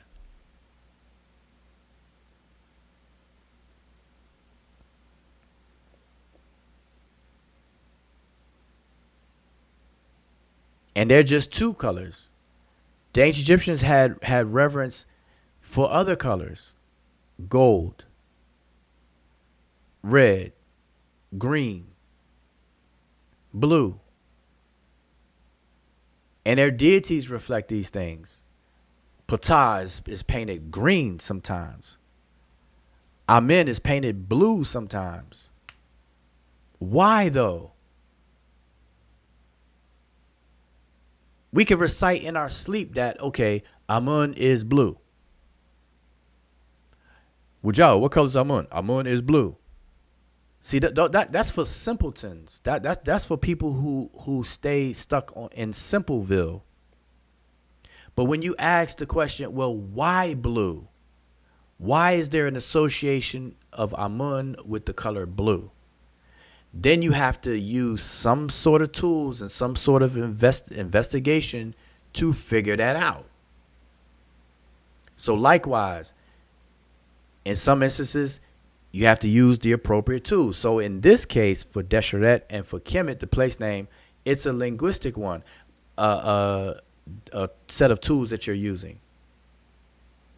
You have to trace it out to get to the nitty gritty of where these concepts came from, how they folded onto each other, if so, or if not. That's what everybody has to understand. So Amun and blue. So now if you did that by whatever tools that are appropriate for that, you'll find out that blue to the Egyptians, one of the associations of the color blue represents expansiveness.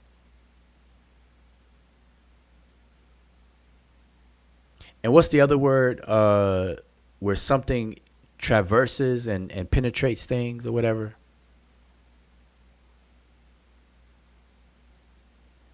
And so naturally humans, we associate that, or we get that association from the blue sky, because the sky on a clear day is blue and it goes on forever and ever.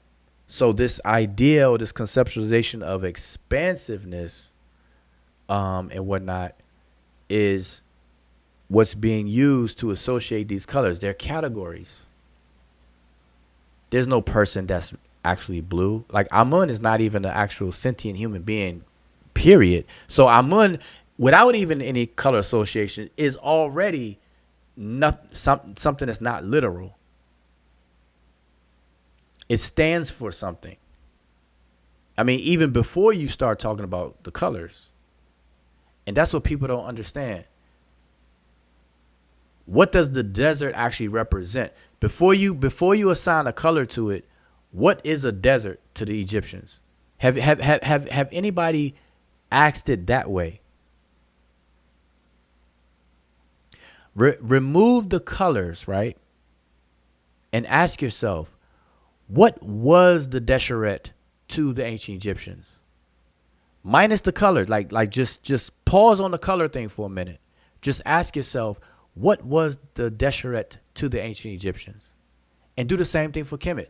What was this land this land type they call Kemet to the ancient Egyptians? And just pause on the color thing for a minute. That's what needs to happen. And if you approach it that way, man, it's gonna be real clear. It's not the other way around. People are working backwards. But let me start. I'm gonna address a couple of these things. I'm missing a whole bunch.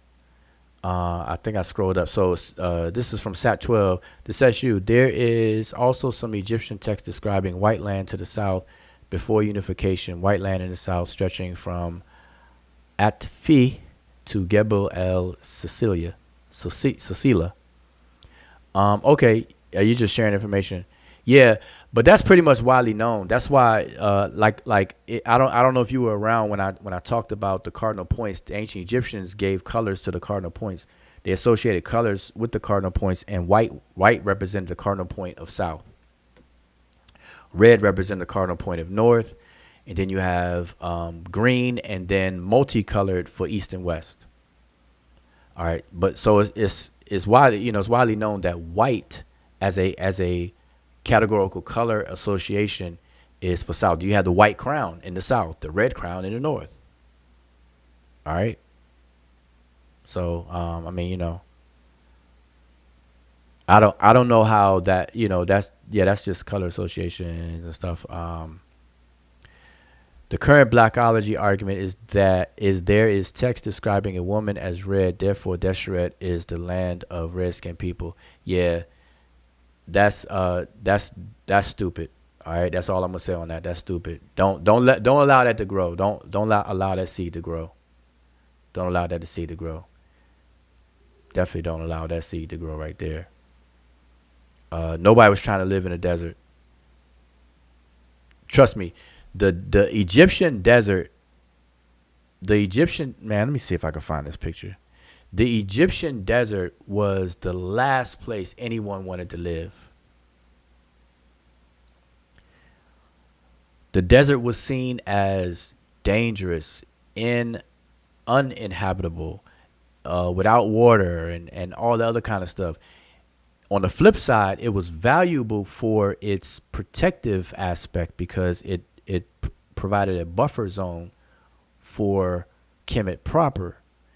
It created a natural border around Kemet proper. It also provided some of the minerals and metals and stones when they query and had mines to mine different valuables. So for that aspect, it was important to the ancient Egyptians. But as far as living there, no. There were people, scarce people there for those purposes, but people weren't living there chilling. People, nobody was trying to build a house out there in the desert and with a white picket fence and raise a family. That wasn't it. That wasn't it. Masi says you have to respect the salvation effort on any research question. Sal method to answer the research question based on it. Yep, that's it. Hush your mouth. I'm not sure. So peace to everybody again. No people coming in. I haven't shout out before, but what text? I don't know. Maybe you all. Hush your mouth. If you're asking me that, I'm not sure. I don't think you are. But if you are, repeat that. Like what? I don't know what that you might probably be asking somebody in the chat. I'm going down. Set 12. The Seshu. Would you agree that the resurrection of Wasir is symbolized green due to plant color? Oh well, green. So now here's the thing. Check this out. This is one of those nerd moments, right? We say plants are green. Now I know I'm probably backed up in the thing. I can't see the current comments, but we say plants are green. Now here's what's funny, and this is a nerd moment. Plants are actually not green, and here's why. Right? The colors that we, this goes for anything. The colors that we actually see is the rejected color of white light off of the object. It's not what is absorbed. So when we see the color green, like if we look at an object and it's the color green, it's only the color green because it's rejecting that part of the white light spectrum. It's absorbing the others. So white is a rejection of all of them, and black is the absorption of all of them. So this is just some basic color information that I'm telling you. And I know a lot of y'all already know this, but it's a nerd moment when you think about it, because Like I used to do this joke. Like I was ask people, what color is that wall? And they say white. I'm like, nope. The white is the wall is actually everything but white. We're just seeing it reflected as white. But anyway, that's just to stir the mind up. Because that's how we determine things. But anyway, back to your question though. I said all that stuff to get back to the question. Symbolize green due to plant color. But green is associated with vegetation and life and birth. You know, especially to an agricultural culture that use a lot of symbolisms and metaphors and allegories, utilizing their way of life. Then green would represent rebirth, birth, rebirth, growth, health, and all that. Pretty much how we still use it to this very day. But as I said earlier already, Osiris is green and black because he, in a nutshell, he represents that cycle going from one to the other. I'm going down. Yeah, Kevin said. Oh, Kevin, man, Imhotep. I don't even want to burden Kevin to repeat himself. But did you see where if Kevin answered my question about Egypt, about him being in Egypt or not, or whatever?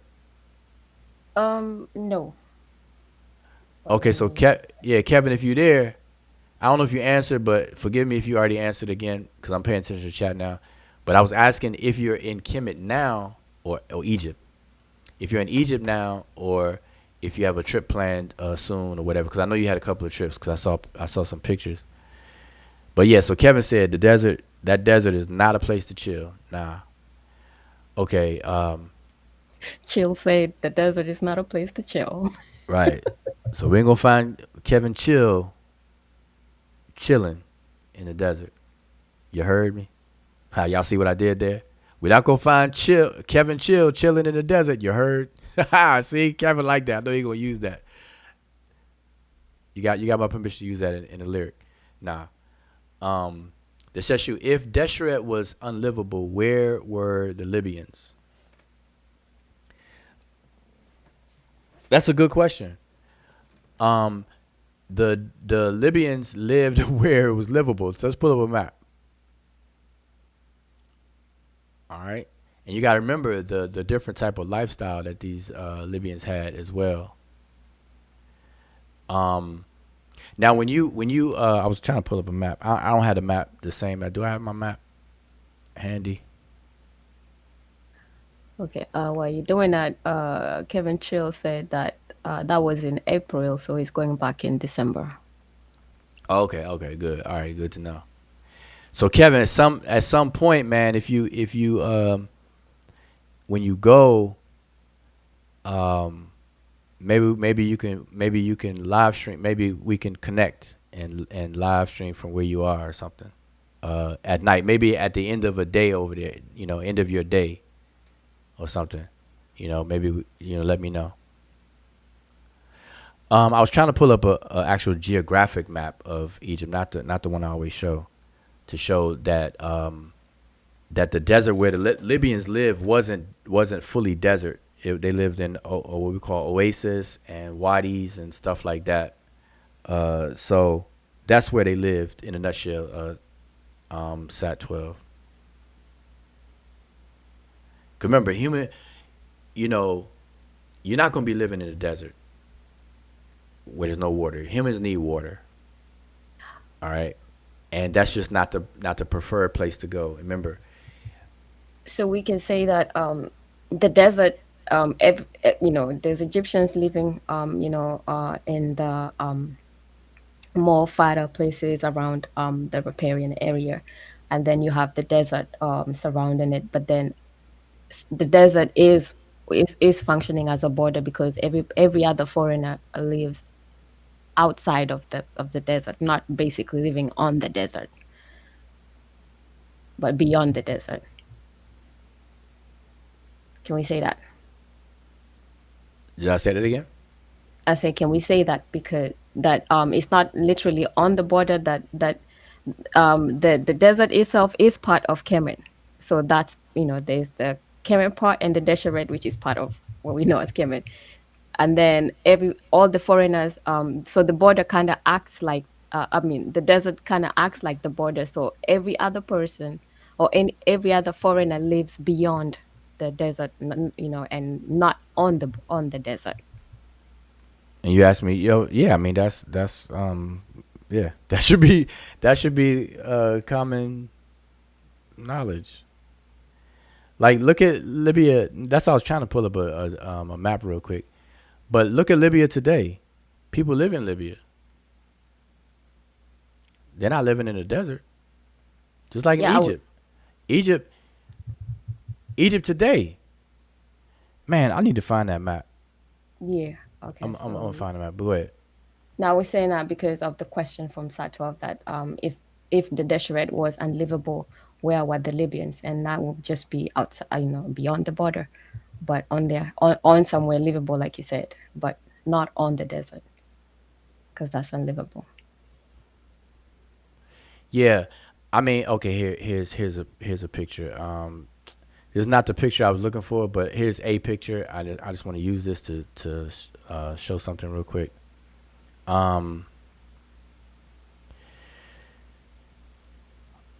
Make this big.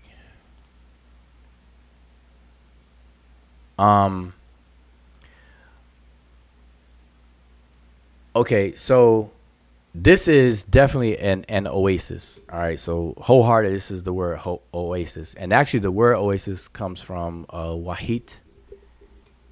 Scholars pretty much are in agreement on that. Ultimately comes from wahit, and from the Greek they changed the W to O, like Wasir becomes Osir, Osiris, and everything. Oasis. But anyway, here's like the opposite of an island.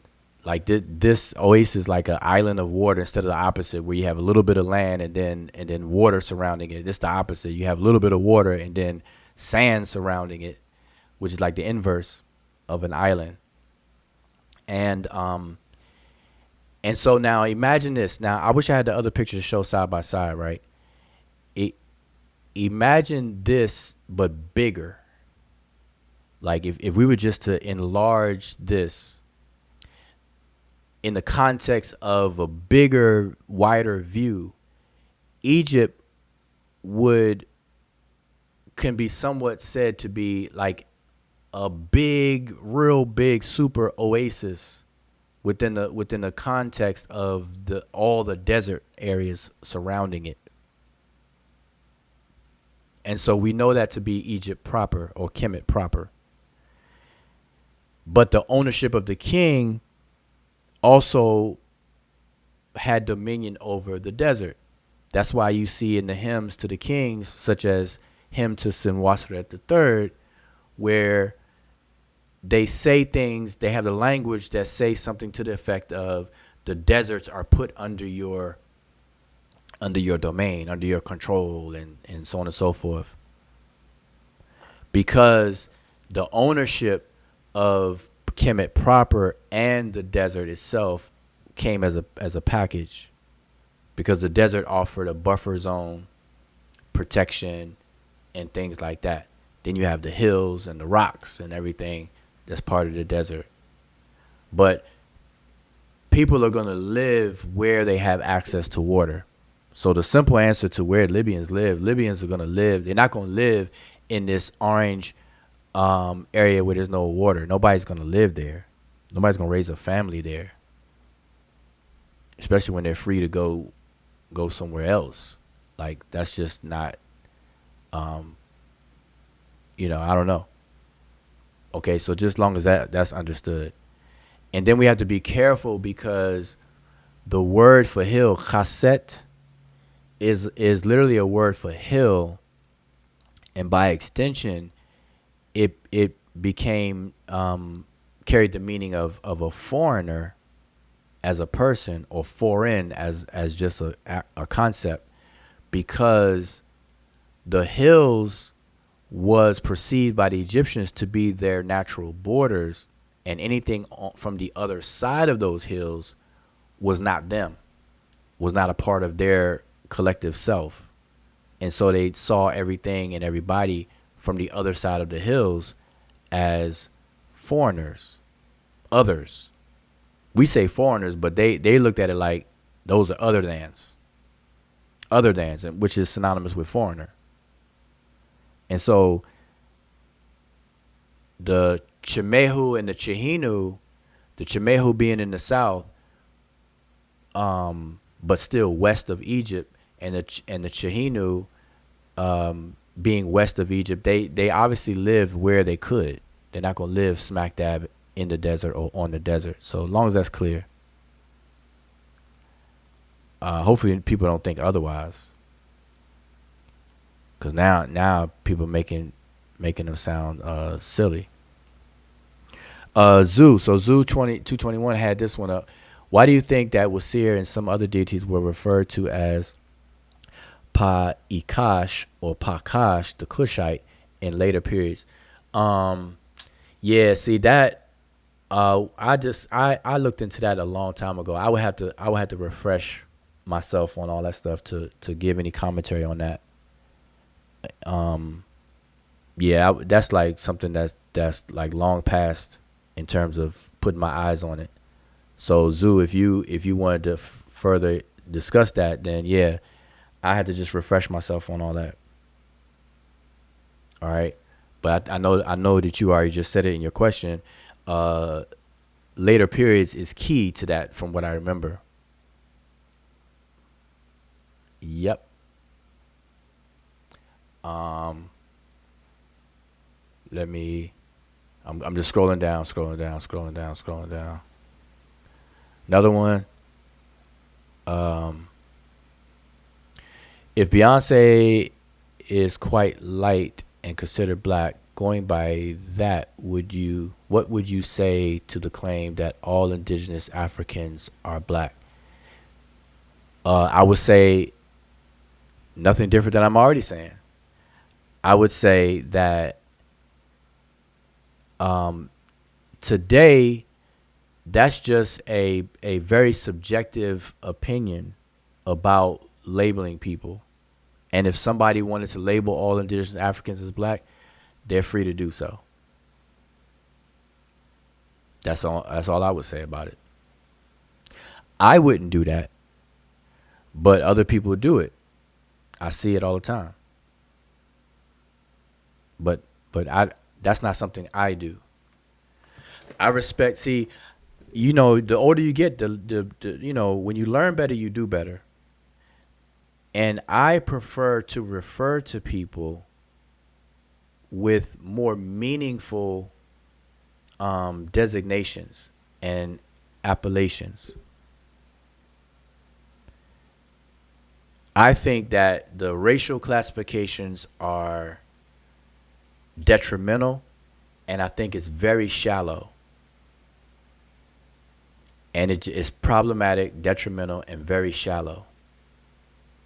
It's not an identity. So if I'm trying to identify people and stuff like that, I just know better, therefore I do better. So I would identify, because see, here's the thing, Sat 12, you have to realize this too, that Africa, so hear me out. Africa is the name of the continent. So we all understand that. So we have a continent on the planet that's called Africa.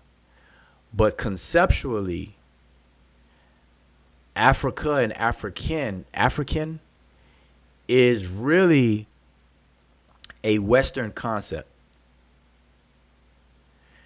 And I say that because especially here in the United States, see, I'm from the United States, I'm in the United States. I don't know where everybody else is that's in the chat. In the United States, African Americans especially we look at Africa when we discuss it, and you could just listen to how people talk about Africa. We tend to talk about Africa as if Africa is this one thing, as if it's a country. And I saved a lot of people's conversations on Facebook that reflect this, because I was going to do a presentation on it, where when people talk about Africans and Africa, you can, even though they don't say literally Africa is a country, have those words there, you can tell that they talk about it as if it's a country. And I think that's very, very disrespectful and problematic, because it's not a country. And there is no one way to be African. Africa is a big, big, big continent that's the most diverse continent on the planet, that has the most diversity among the people and has the most languages, all of that. And I think that needs to be acknowledged and respected. So again, I'm saying all this to say that I don't do that. I think it's problematic. So I don't go around calling all indigenous Africans black, because I'm a lot more aware of these racial classifications and how they were used and why they were utilized and stuff. So I just wouldn't put that on Africans, no matter where they are. Got 54 countries in Africa, about 2,000 ethnicities, about the same amount of languages and stuff, 2,000 to 3,000. Nah, there's no one African anything. So why say all that? Anyway, I don't want to dwell on that. I'm just looking for other comments. So Babylon Dunn says Libyans lived on the northwestern, northeastern coast, mainly nomadic Bedouin, namely the Chemeh. Yeah, but the Chemehu lived southern. They were the southern ones. Just so everybody will know. Keep on going. Yeah, so Zoo One, I know. Yeah, I know that's Aziz. Yeah, Aziz, if you I would have to just refresh my myself, put my eyes back on Wasir and a couple other deities being referred to in relation to Kush and stuff like that. Okay, do you prefer sub-Saharan African to black African or just dark-skinned African?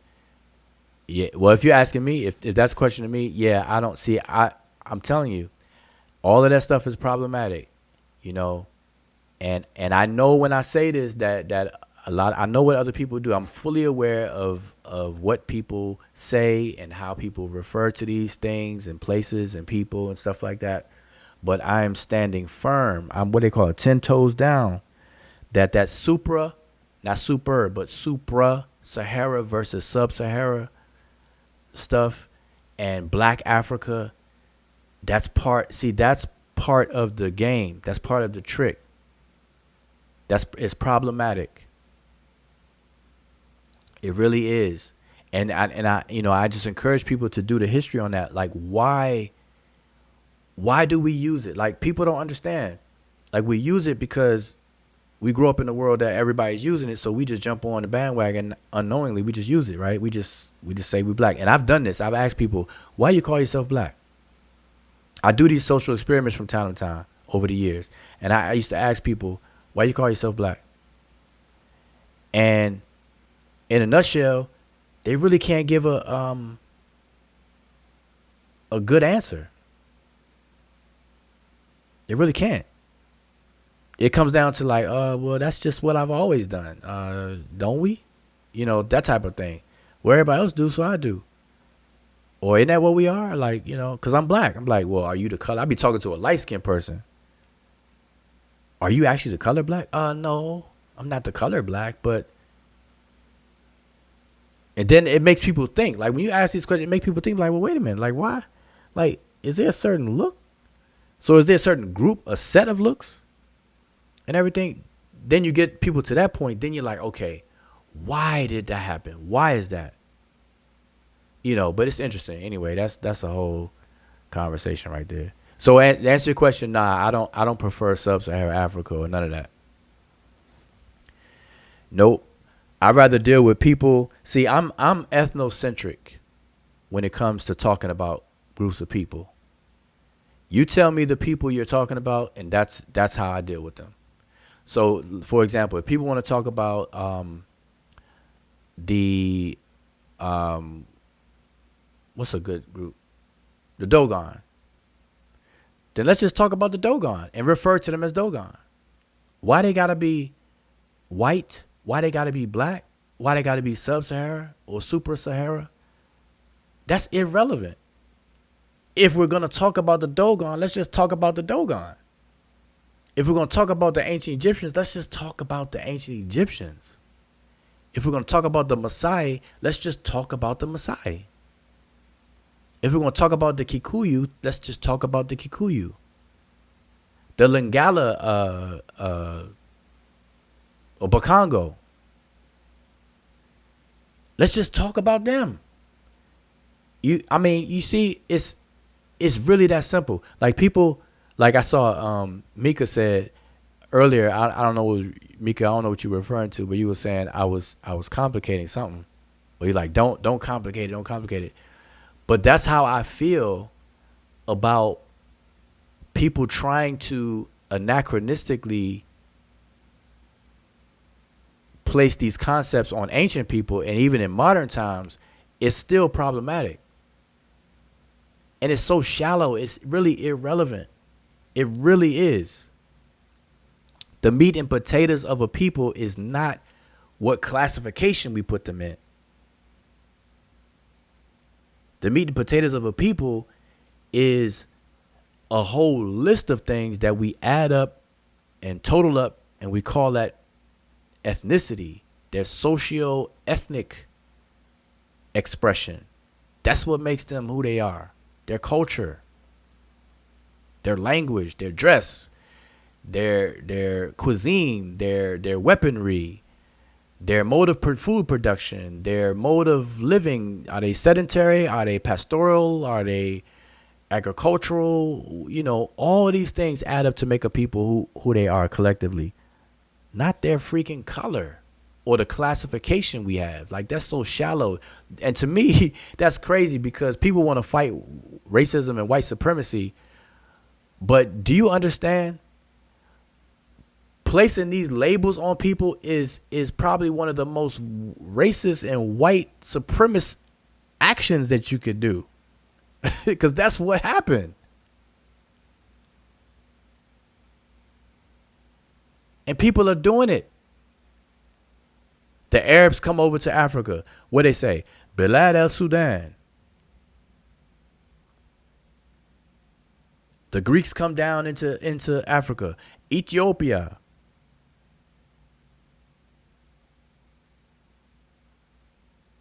European intellectuals. They come into Africa. Well, this is supra-Sahara, and that one is sub-Sahara. And in Super Sahara, there is the man that has intelligence. And then in the sub-Saharan Africa is the man that is innocent, quote unquote, primitive. Yep. That's that Hegelite doctrine right there. Hegel. So it's crazy to me why people still do that. And so again, I'm speaking for myself, and I'm fully aware. I don't have my head in the sand. I'm fully aware of the terms that people use. I know that people identify as black today. I know that people use the word sub-Sahara. I know that people say the words black African. I'm fully aware of all these things. My stance and my point is that is problematic. That is very shallow. It causes people to get stuck. People are not gonna go any deeper or further. Like, we gotta start thinking critical. We gotta start thinking deeper. We gotta start traveling down into the nitty-gritty of things.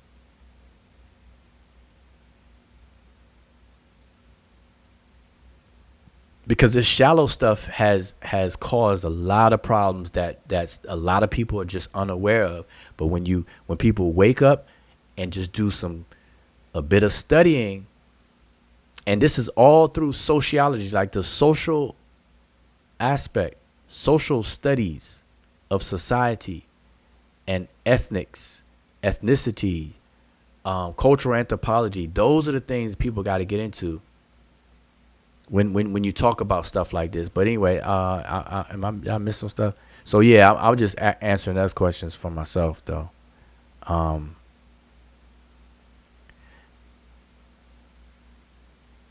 Yeah. Okay, Sat 12.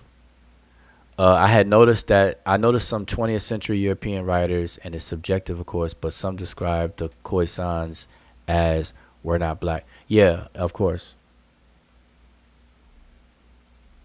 There's no one way to be. Yeah, I mean, you're just confirming the stuff I'm saying. Okay.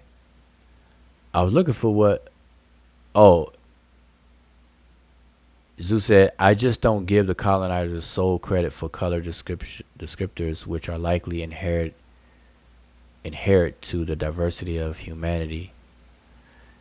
Okay. I'm not quite sure, 100% sure what you mean by that, but from what I take from that, your comment, Zoo, is but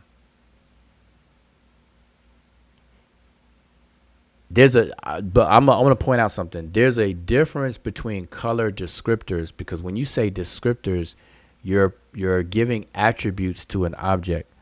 That's the whole realm of adjectives, and to be adjectival, you are giving attributes. That's why we say attributive adjectives. They refer to properties of something. So if something is cold, something is tall, something is wide, these are properties of that thing. And so just property descriptors and descriptions are as human as humans. You know, we as human beings, we do that because we have eyes and we describe things. But that's completely different than using that to create a classification system and a classification system based around it. And this modern social construct of race that has been utilized to put one category in a perpetual advantage state, and then another category as in a perpetual disadvantage state. Black being that state, in that bottom state. And that's just what it is. I'm just saying there's a difference. People are going to describe different things based on their concepts of colors, you know, and use color terms. Yeah, the Europeans didn't invent colors, you know, and they didn't come up with the method of classifying things with colors.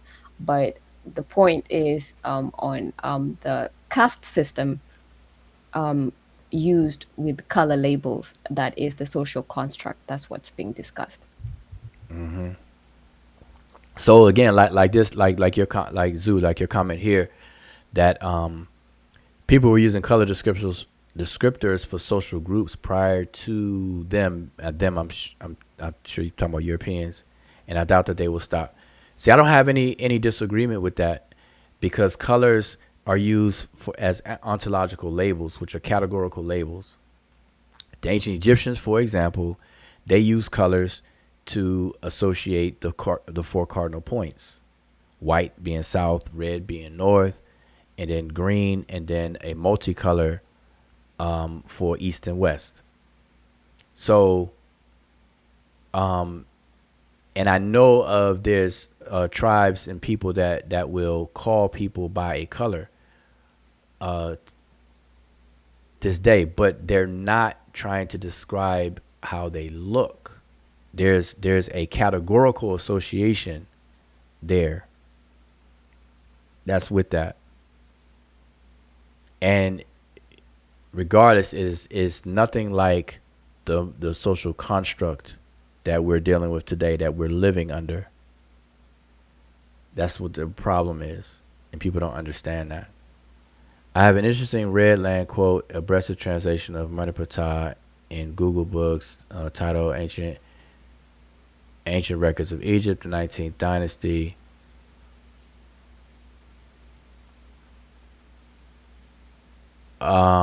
Pay which one? Ancient, because I have that. I think I have all of Breast's work. Let me see if I can pull that up. Sat 12. Ancient Records of Egypt. Hold up, his Ancient Records, I think there were different volumes, if I'm not mistaken. You might have to give me the volume. Yes, there are different volumes. Give me the volume, Sat 12, because I have the actual book.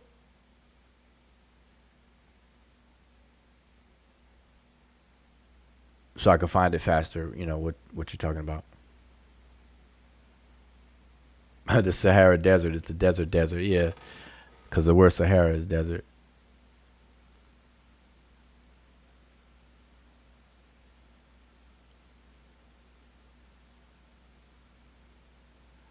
Shallow, that is skin deep. Yep. That's how far people go. Zeus says black is not only referring to skin, other people based on any easily observed property. It's not only referring to skin. Okay, I'm not quite sure. Oh, agreed. The system of racism is what whites brought to in the 1600s. Yeah. Did I just miss something? Okay, yeah. Okay, Sat 12 says volume 3. So Zeus says appearance isn't ignored.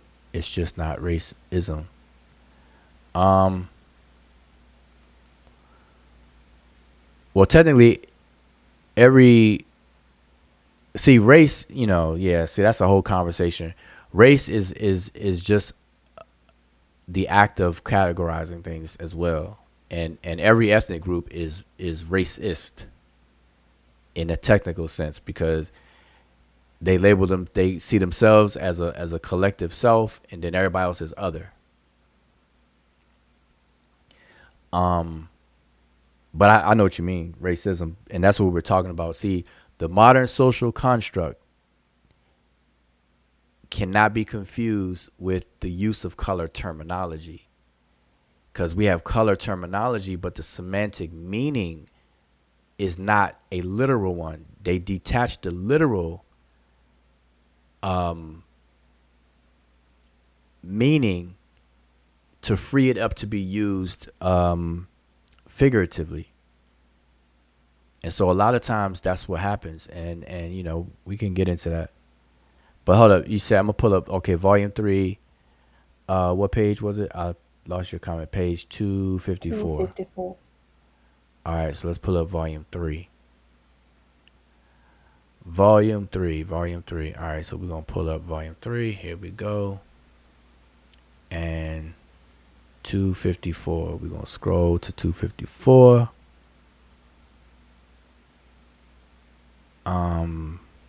Going down. I am far from 254. All right, 236. I'm getting there. 250, and we're at 253, and we're at 254. All right, so I'm gonna put it on the screen so you can explain what you're talking about. Sat 12.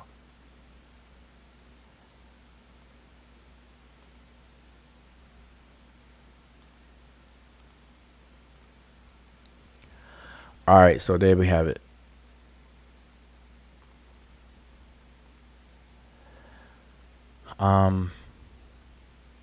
Blow this up some more. There we go. So on page 254, where about? Red line right here.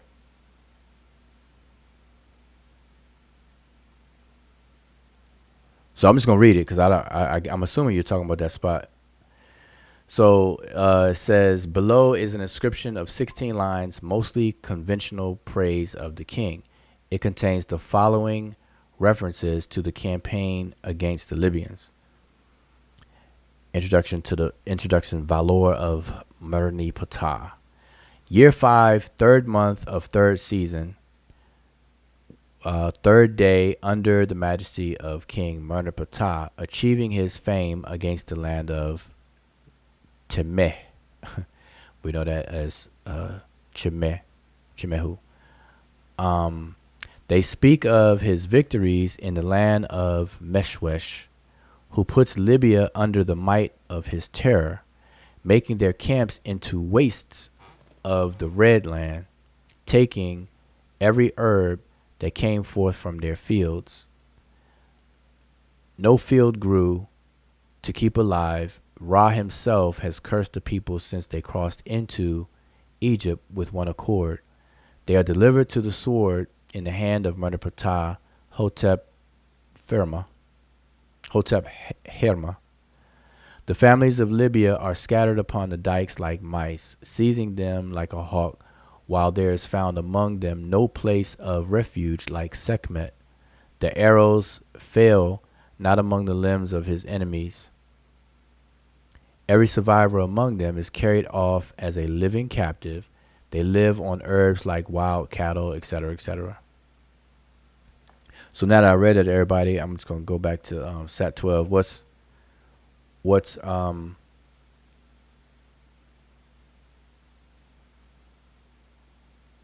okay, can we have book, chapter, verse? Yeah, so this is coming from Ancient Records of Egypt by Breasted, Volume 3, page 254. That's what I'm reading from, Mika. Ancient Records of Egypt, Volume 3, page 254. Section 598 specifically. But Sat 12, I'm trying to see what are you trying to point out?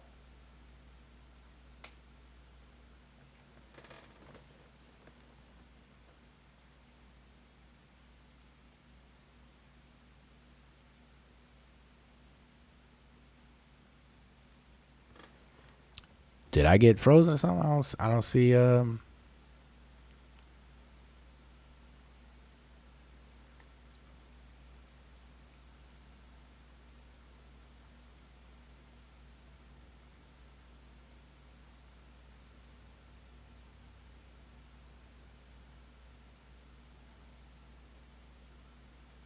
Did my screen freeze or something? It got come on, MK, you still there? Am I good? Yeah, you're good. Okay. Well, yeah. We'll give him time. Okay. Well, what I want people to understand is this kind of goes back to what I read out of Asar Imhotep's book, where Desher comes from a root sher, which means to be without, to be in want, to wasteland, waste, to be dry, desolate, and all of those kinds of things. So it's interesting that their camps were made into wastes and being associated with Red Land. Now, it would be better if we had the in this book, it just has the translation. If we had the actual glyphs and everything side by side.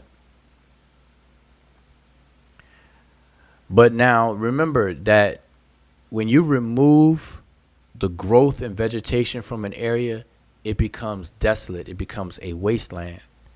And notice it says, taking every herb that came forth from their fields. It says no field grew to keep alive. So they're describing a wasteland. And so that goes right back to what I read in Asar Imhotep's book, the pages that I read.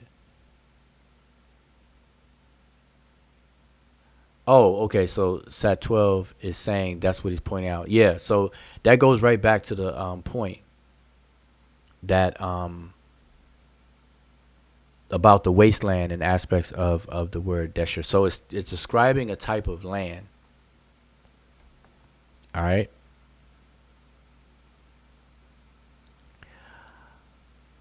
Anything else?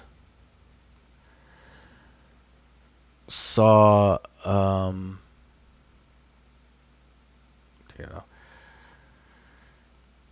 saw the Wi-Fi glyph in Efu temple, but it was not getting me a strong signal. But it did make me hungry. That's funny.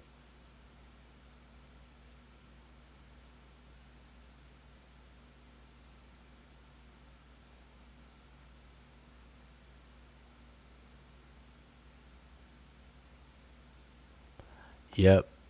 Yeah, anything else? So let me ask you all this, because I'm looking at the chat. Let me ask you all this, because the point of me even going live was just to really fill the little hole and a little bit of confusion and offer some clarity on why there is further investigation on the word Kemet, the place name Kemet, and why there's a further investigation on the word Desheret and stuff like that. So I basically am trying to help clarify the reason why there is even a question, because as I said, for some reason, people don't understand that this is a common occurrence in these disciplines. And I use Dr. Dyson and Dr. Winneman as examples. Dr. Winneman is further examining kingship in Egypt. So imagine if he didn't. All he would be doing is just parroting other experts or other people and what they're saying. But as you grow in information and as you grow in curiosity and stuff, something may not sit right with you. You start to investigate and you learn the necessary tools to carry that out. And so when you're studying the origin of a word, that's etymology. That's a linguistic endeavor, and it takes certain tools to do it. If you want to study the origin of a people in terms of location, then there's a set of tools that you use for that. So I don't see why people find it strange that the question is being asked. Does Desheret really mean red land? Does Kemet actually really mean black land? Because hopefully, let me ask y'all in the chat. Does anybody here in the chat, and what is it? We got 36 people watching right now. And I want to know. Okay, do this for me. Is there a way I can poll the chat? Isn't there a way you could put a poll up? I thought there's a way that you can put a poll up. Oh, let me see. Y'all know I've been absent from YouTube so long. I don't know if I could put a poll up or not. Oh yeah, start a poll. Yep, there we go. I'm gonna start a poll real quick. Let's see if I could do this. Okay, here's the question.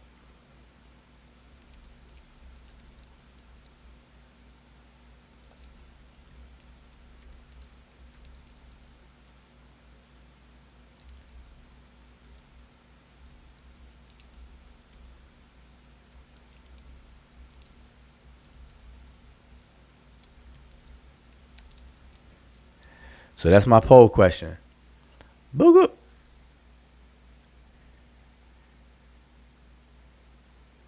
All right, so there's the poll question.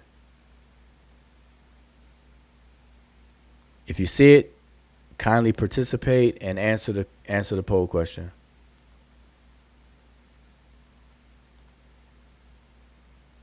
This is my first time using the poll, boy. Y'all done woke up a monster with this. Y'all woke up a monster with that poll. I'm gonna be polling to death. Now, how do I see the results? And the number, I guess I'll figure that out. But participate in the poll. I put a poll question. So in case y'all didn't see it, the question was, do you believe that the place name Kemet means black people or the land of black people?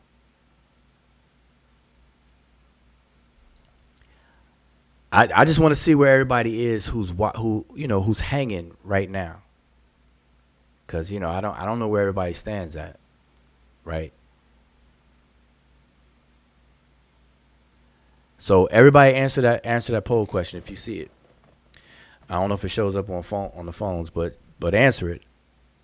So anyway, because I polled that because once we can eliminate that out the equation, now we could focus on Kemet meaning black land. And so then we raise the question. That's where these questions are coming from. Does it really mean black land? Or by saying black land, what's the deeper meaning of that? And how did it come about?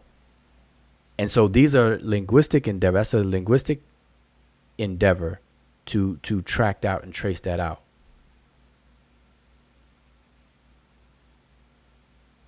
Same thing you would do with any word and concepts that come with it in any language.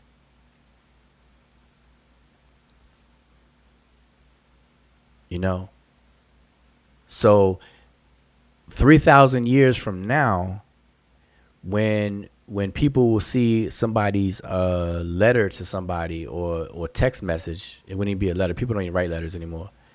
Somebody will read somebody's text message with a picture of some shoes, and it'll say, those shoes are hot. How much they cost? Where you get them from? Then how are people 3,000 years in the future from now going to know the real meaning behind the word hot?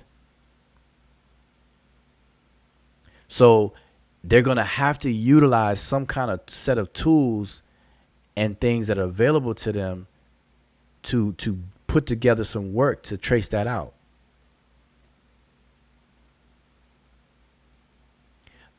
And even in the 3,000 year future, they may have a dictionary that says English hot, because they might even be speaking English 3,000 years from now, but they'll have let's call their language I don't know, let's call it futurish instead of English, futurish, right? So they speak futurish, and we're speaking English today. So they're going to have an English to futurish dictionary, which is not going to be a real dictionary. It's going to be word swaps. So it's going to say hot equals, and then in their futurish language, it's going to be the equivalent of temperature, high temperature.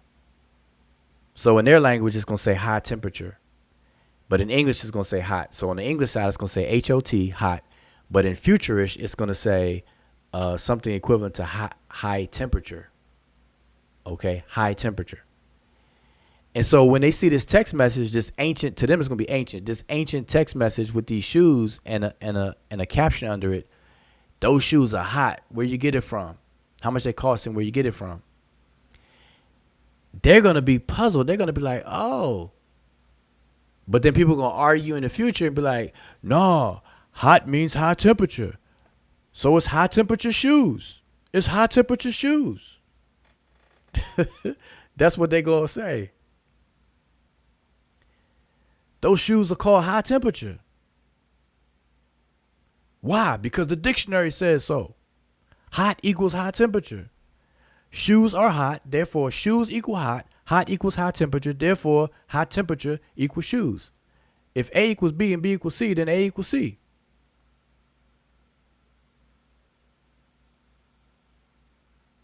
That's exactly what's going on with us in ancient Egypt.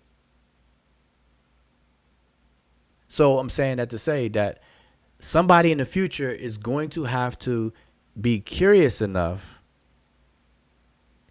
to want to ascertain the actual meaning. But first they have to get a hint that there's more to it. Otherwise, they're going to be satisfied. Those shoes are high temperature. And it's not going to make sense to them. Be like, wait a minute. Did ancient humans 3,000 years ago wear wear shoes that are high of temperature? That's what they're going to be saying.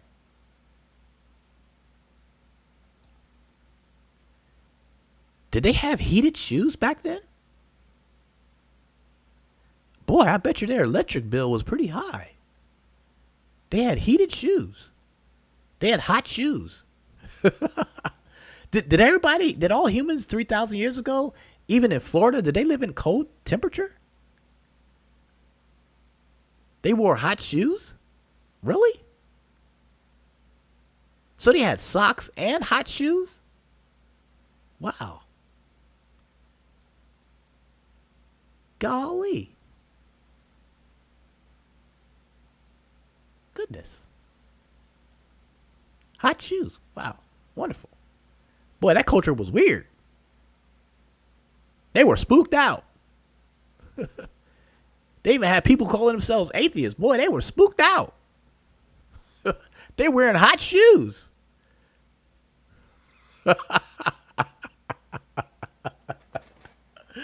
Oh boy. No, seriously. So there you have it, man. We got to think critically. All right, let me check on this poll. This is my first time up. Somebody else 93%. Uh-oh. Dang, 83%. It dropped down. Did everybody answer? Cause it's not showing me the results until. Oh yeah, there we go. So the question is, do you believe the place name Kemet means black people or land of black people? 17% said yes, 83% said no. But it doesn't tell me how many people participated. How you gonna have a poll? Okay, Oh, it on does. YouTube It side does. it says 18 people so far. Yeah, yeah. Okay, I'm new to this, so I'm working my way around. It says 19 votes. So out of 19 people, 15%. Out of 20 people, 15% say yes. So out of 20 people, 15% says yes. Out of 21 people, 14%. Okay, it's tipping more. All right, so we got 21 votes. All right, I'm not going to end it yet. I just want to make sure I can see the actual numbers, and I see them now. So okay, that's cool. Boy, y'all done started something up now. I'm gonna be doing these polls left and right. Watch. Oh, this is perfect. Yeah, that means almost 3 people out of the 21. Yeah. Because see, now that's good though. And I want people to be honest, right? I want, I'm not trying to put, this is not, if that's what you feel, that's what you feel. We can discuss it. So that it is what it is. But I was curious because what I'm saying is, out of the two major hypotheses that the place name Kemet means black people versus the place name Kemet means black land, I was hoping that we can trash the black people one now. Like we don't even have to bring that up ever again. That's why I was curious to ask that question. So now the focus is on, does it really mean black land? And does Desheret really mean red land? And even if that's how it's translated, what does that even mean? And I'm saying that in a way that even Dr. Dyson was saying about the color red. She was saying, or she said, that she doesn't believe that to the Egyptians red is what we believe it to mean. And she also said that you may translate it as red, but you may not be accurate, et cetera, et cetera. So I understand fully what she's saying.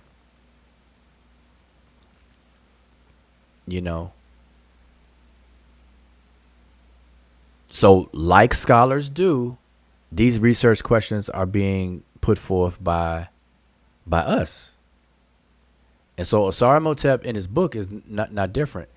And, so anyway, I just want everybody to get the book.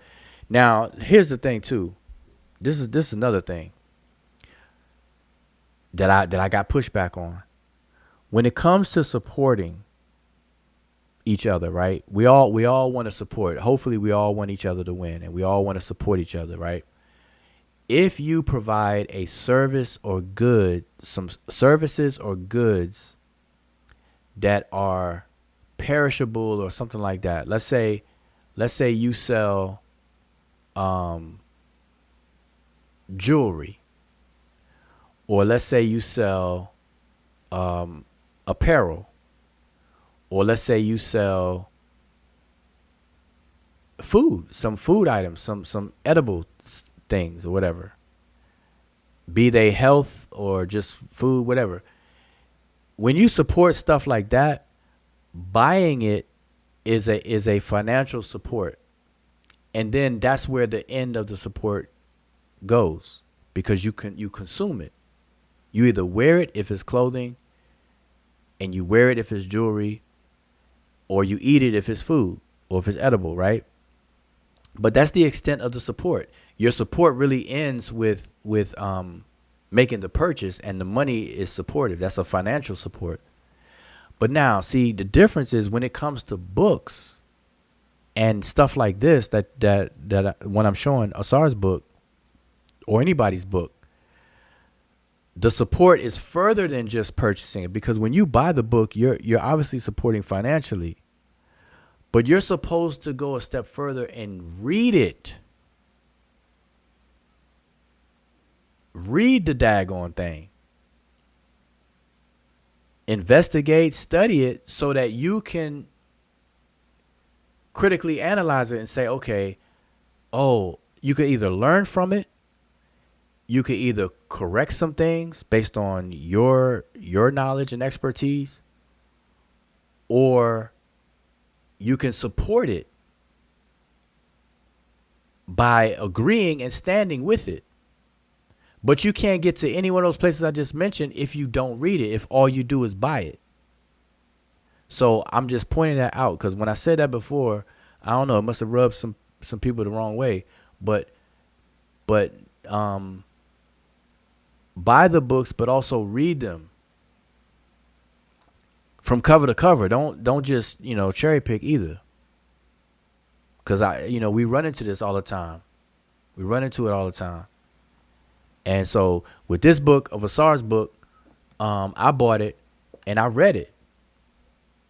And it's long, but see, the length shouldn't intimidate you. Like I said, it's almost 500 pages. It's like 489, I think. But he has a lot of tables in it. So don't think that it's like through and through with paragraph and paragraphs of text.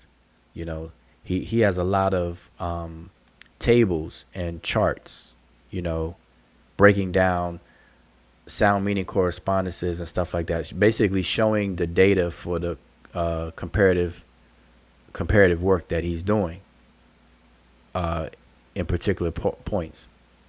Okay, so but anyway, properly support by getting the book and then finding time to read it.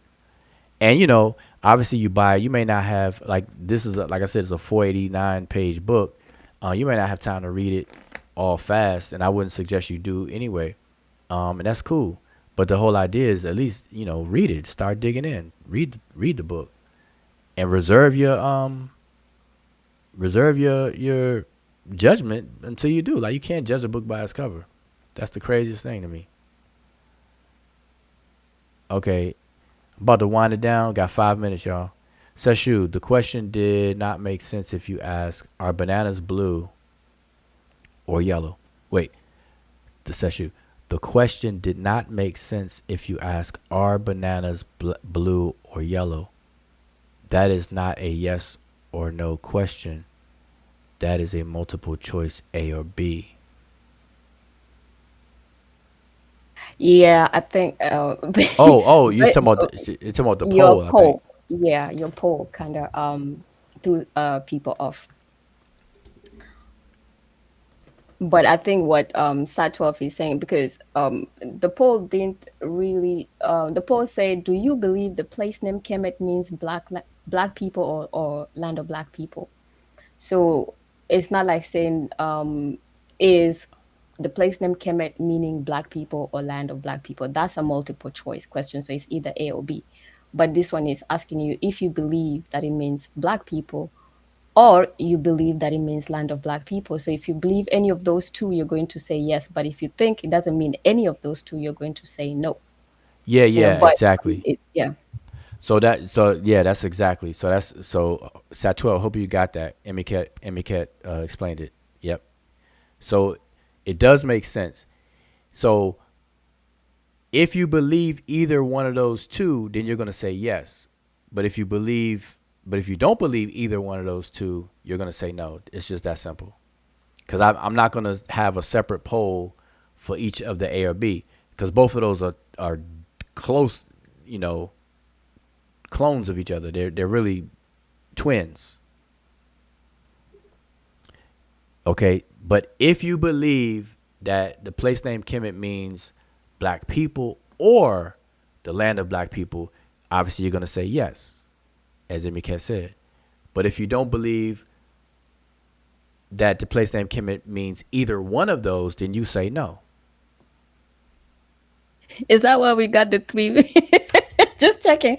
But at the end of the day, which yes did anybody say yes to? Black people or land of black people? Because all those are kind of up. Yeah.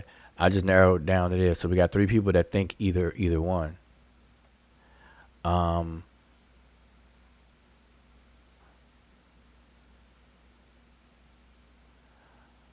right, so I'm just trying to keep going. Anything else? Anything else? Nope. Got a couple of minutes.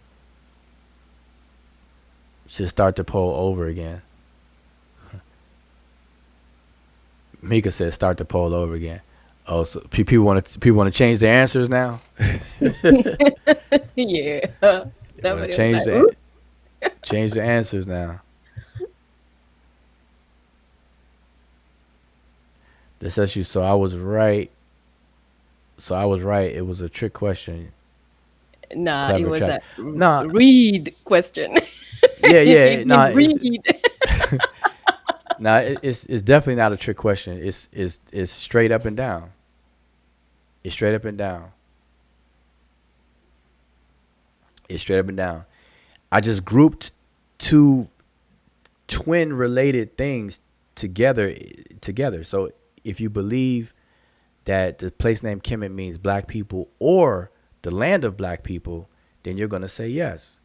If you believe that it doesn't mean black people or the land of black people, you're going to say no. It's just that simple.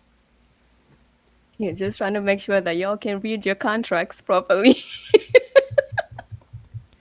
Boy, I'm telling you, boy, y'all, boy, don't try to sign a contract on your own then, because that was definitely not a trick question. That was definitely not a trick question.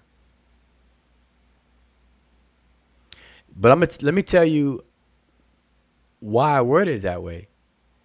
Because I'm just leaving room, because I honestly think that anybody that thinks the place name Kemet means black people, I honestly feel, and I don't know any other word for it. I just think those people are slow. And if you're one of those, I don't mean it to beat somebody down, but I say that at this point, I'm saying that unapologetically, because place names never refer to people. So when I worded the question, do you believe the place name Kemet means black people? That can never be true.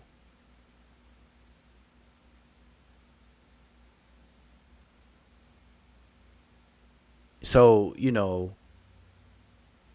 but I stuck it in there because I've encountered people that don't understand place names, toponyms. So I'm leaving room for those people who still think like that. So really, it's just, do you think the place name means the land of black people? Now we talk about a place. the land of black people.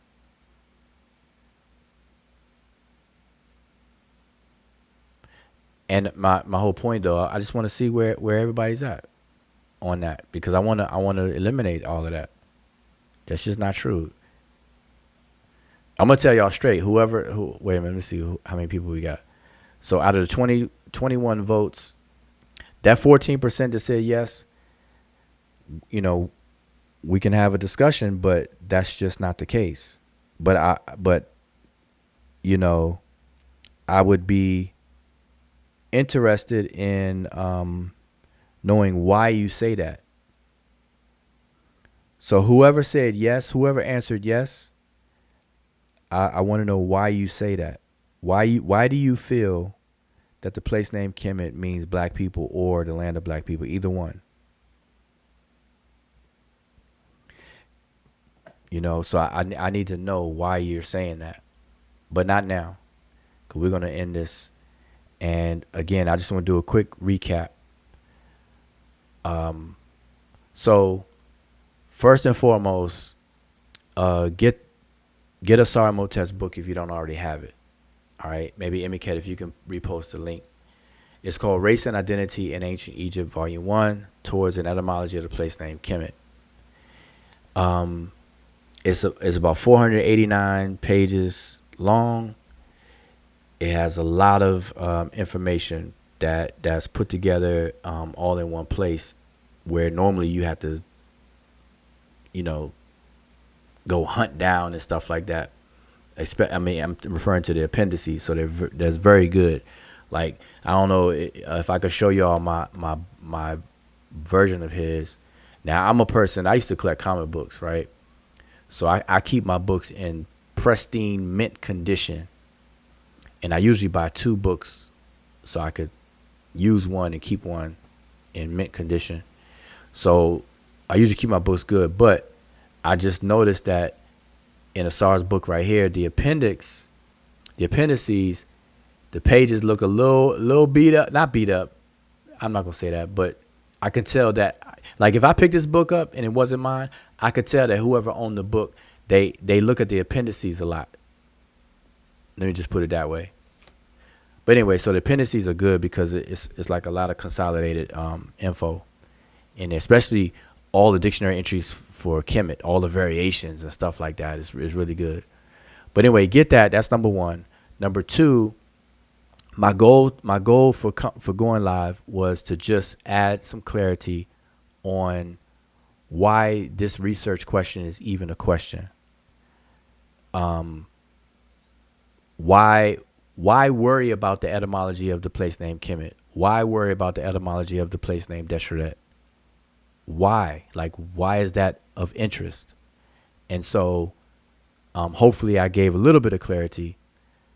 And if you get the book, you'll get the full whammy. All right.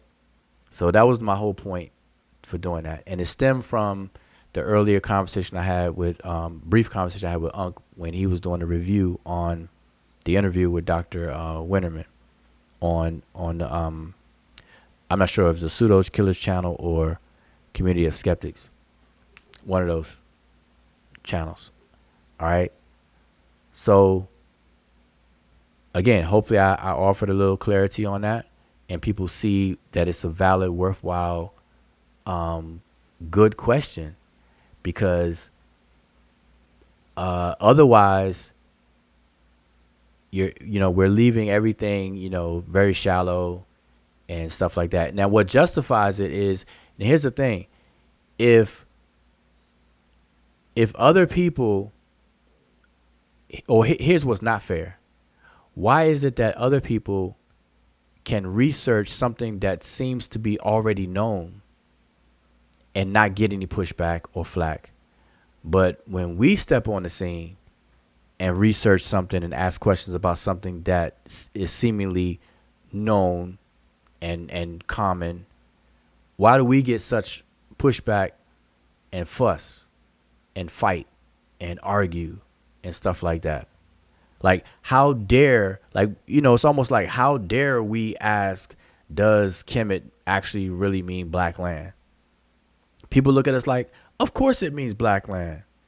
Are you crazy? The dictionary says it. But when other scholars question, what's the real what's the definition of red? I don't see nobody. What do you mean the definition of red? Red is red. What you mean? Nobody's doing that to them. Dr. Winneman questioning kingship. He's doing research on kingship. What you mean, Dr. Winneman? Kingship is kingship. Egypt had kings. The dynasty, Ramses was a king, and Shows was a king. The king did this and that. It's already known. Experts already got it in the books. What you mean? See, nobody's doing that to them. And anybody else, it's a whole lot that goes on. So that's what's crazy to me. Why, when we ask these questions, we get the pushback, but these other people, is it because they're perceived as experts? Is it because they have a degree? Do those things give people a pass?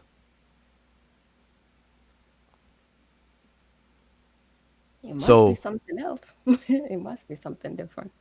Yeah.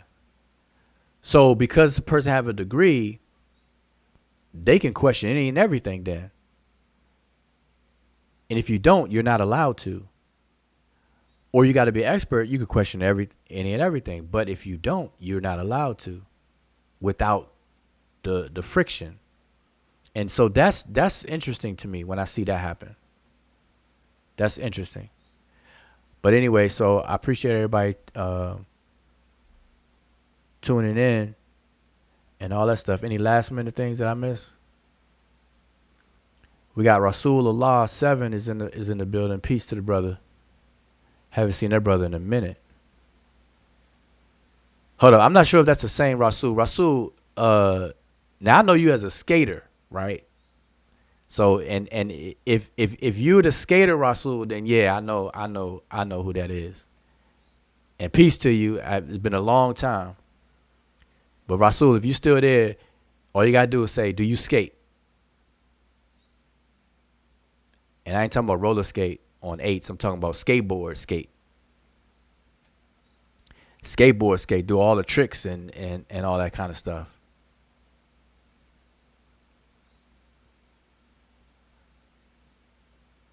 I don't know if he's still there. But let's see. Alexis is saying, but isn't Virginia named after Queen Elizabeth? Louisiana is named after Louis. And Anna, Georgia is named after King George. How can you say never? Easy, Alexis. Toponyms never. Listen to my words carefully. They never, ever, ever refer to people. I did a whole show, and Imhotep probably gonna post a link. I did a whole show on toponyms,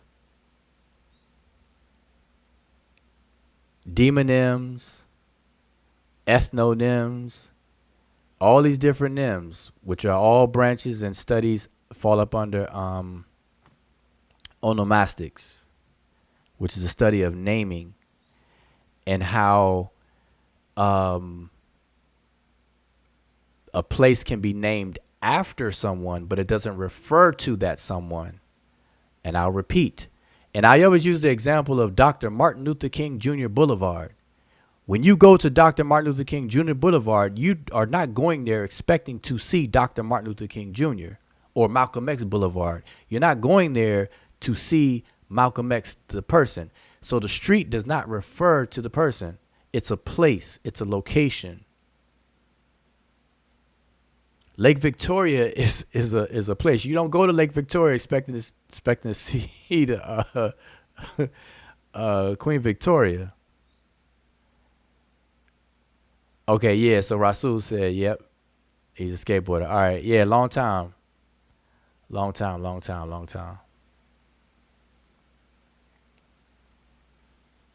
So anyway, just wanted to kind of clarify that. But we did a whole show. I don't know if you find a video. Post that link.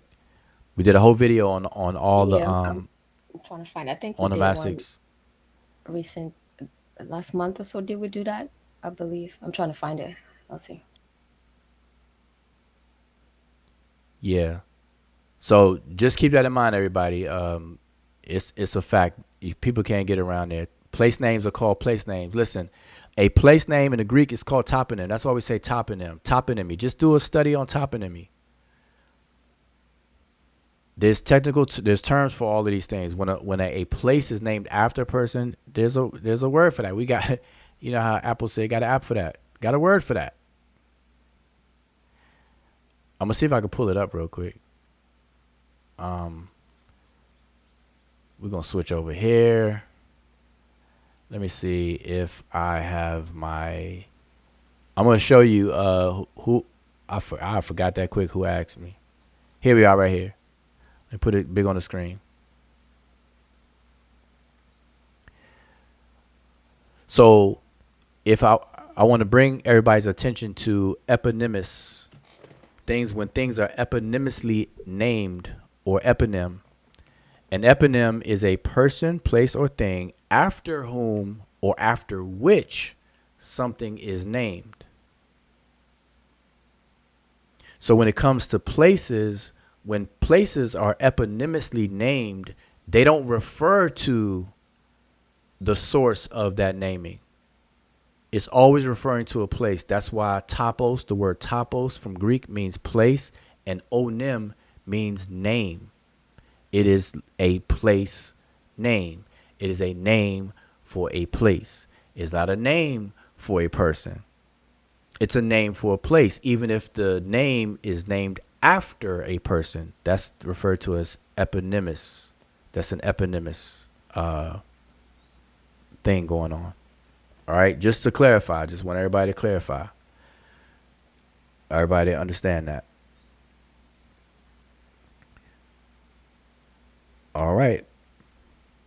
So that's that. I just wanted to show that real quick. Let me get back to where I was. I think I was right here. Yeah. So make sure I pick up the book, and I think that is it. So, all right, until next time. Oh, very quick. Tomorrow, around 2 p.m. ish, the brother Sanjeti Ankra, Sanjeti the Scribe, will be on our channel, and he's going to do a presentation on related to the Egyptian calendar. Okay, so I'm gonna set that up, and I'm gonna schedule it, and y'all be able to see the thumbnail and everything like that. So make sure you are already subscribed to our channel. Make sure you hit the notification, and if you have free time, of course, definitely chime in. So that's gonna be around 2 p.m. tomorrow, Sunday, around 2 p.m. Sanjeti will be in the building, and give a presentation. So, make sure you whip out your pens and pencils as always on our channel, and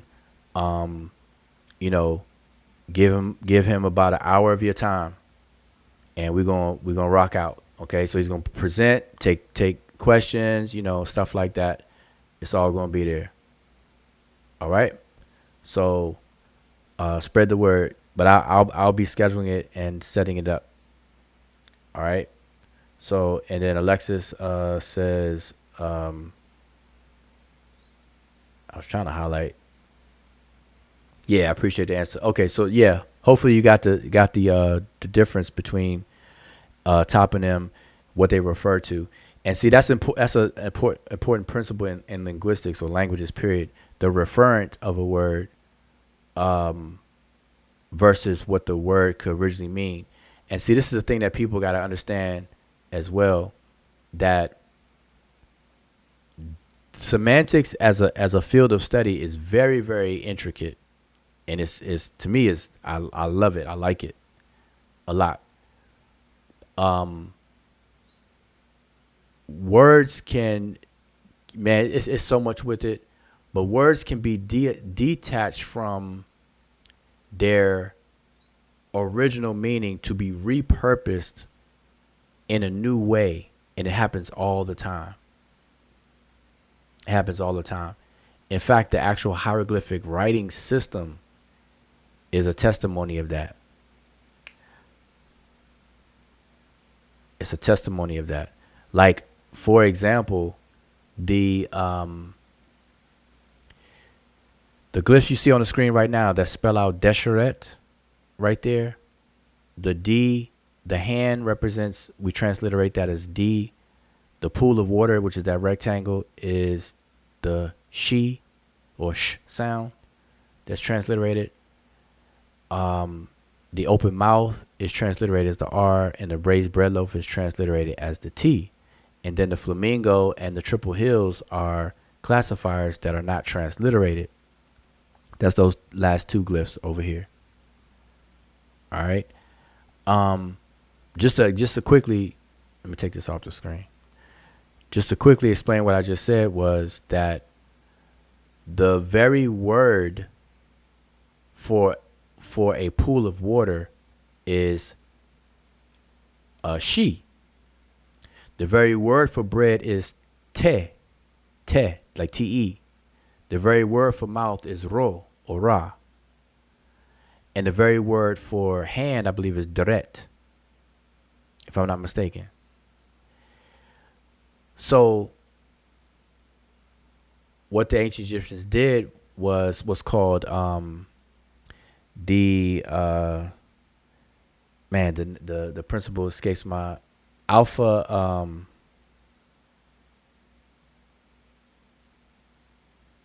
I can't believe it escaped my mind. MK, you're gonna have to help me. What are we looking for? The it's not the alphaphonic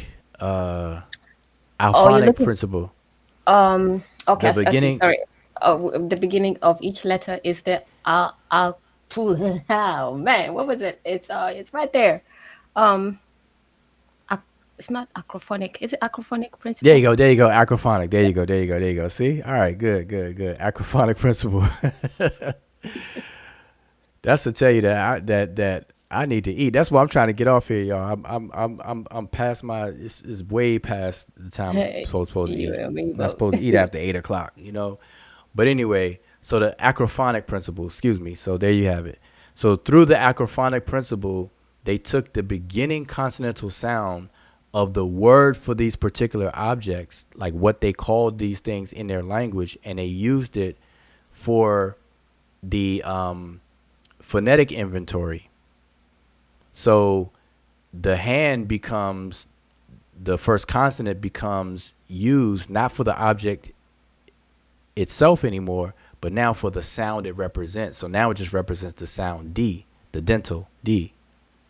And then the she or she for a pool of water becomes that sound. So it's no longer referring to a pool of water, because you got to ask yourself, why would they have a water glyph inside of a word that means desert, that's without water? That makes no sense. But it only makes no sense if people take these glyphs if they don't know how the writing system works. Okay? And what does a mouth have to do with the desert? What does bread have to do with the desert? And for that matter, what does a hand have to do with the desert? And do flamingos live in the desert?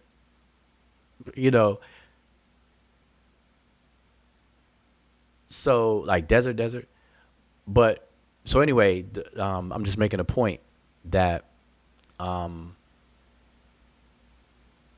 a lot of things in languages are very interesting. It's it's a lot more detailed than a lot of people think. That's why I constantly say when you're studying Egypt and everything about it, you have to slow it down. You can't microwave Egypt. And hopefully y'all feel my pain when I see people argue about Egypt and they haven't taken the time to do any of this stuff, to learn any of this stuff. So, yeah, Christopher Withers says acro. I think it's acro. AC. I think it's an O in there. Let me make sure how it's spelled. Yeah, I think it's ACH. Yeah, acrophony. Yeah, acrophony is the whole thing, but it's acro. It's acro. Yes, it's an O in there. Acrophonics. If people want to look it up, it's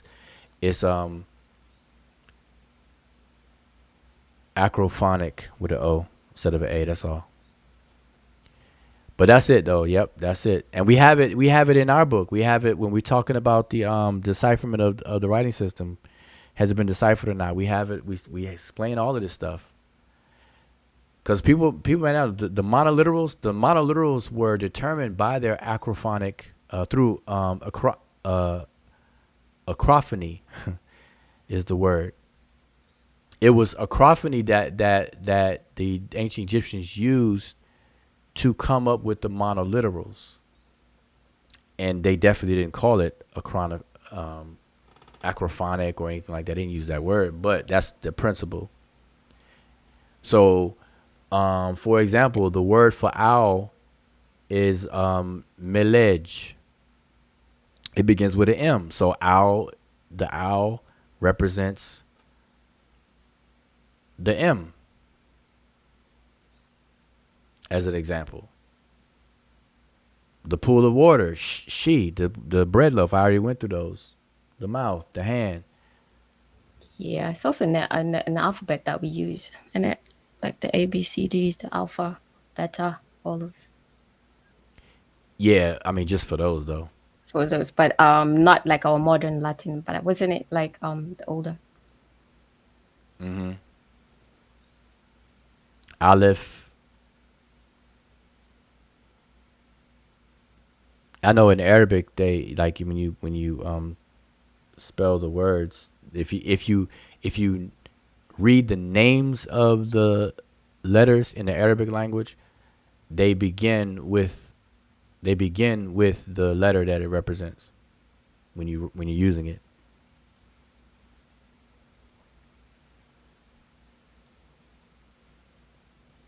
Yep. So that's it. All right. So tomorrow. So remember, tomorrow at 2 p.m., the brother Sanjeti will be on the channel giving a presentation about the Egyptian calendar, and there'll be a Q&A and all that good stuff. So definitely stay tuned. Be in tune with it. All right.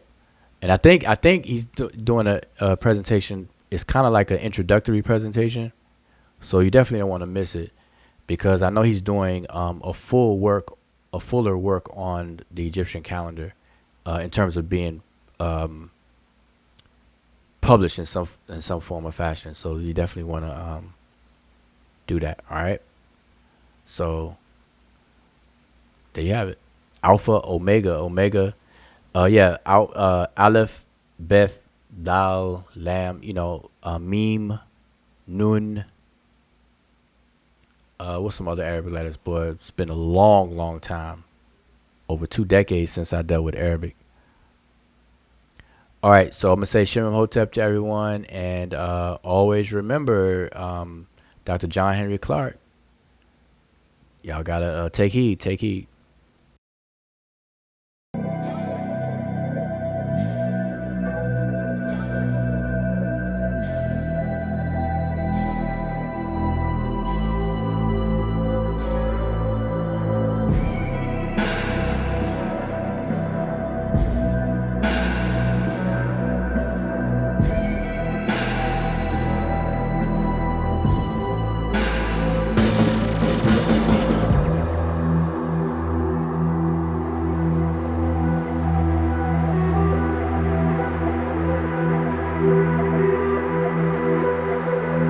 This is the irony of it all, and this is the trap.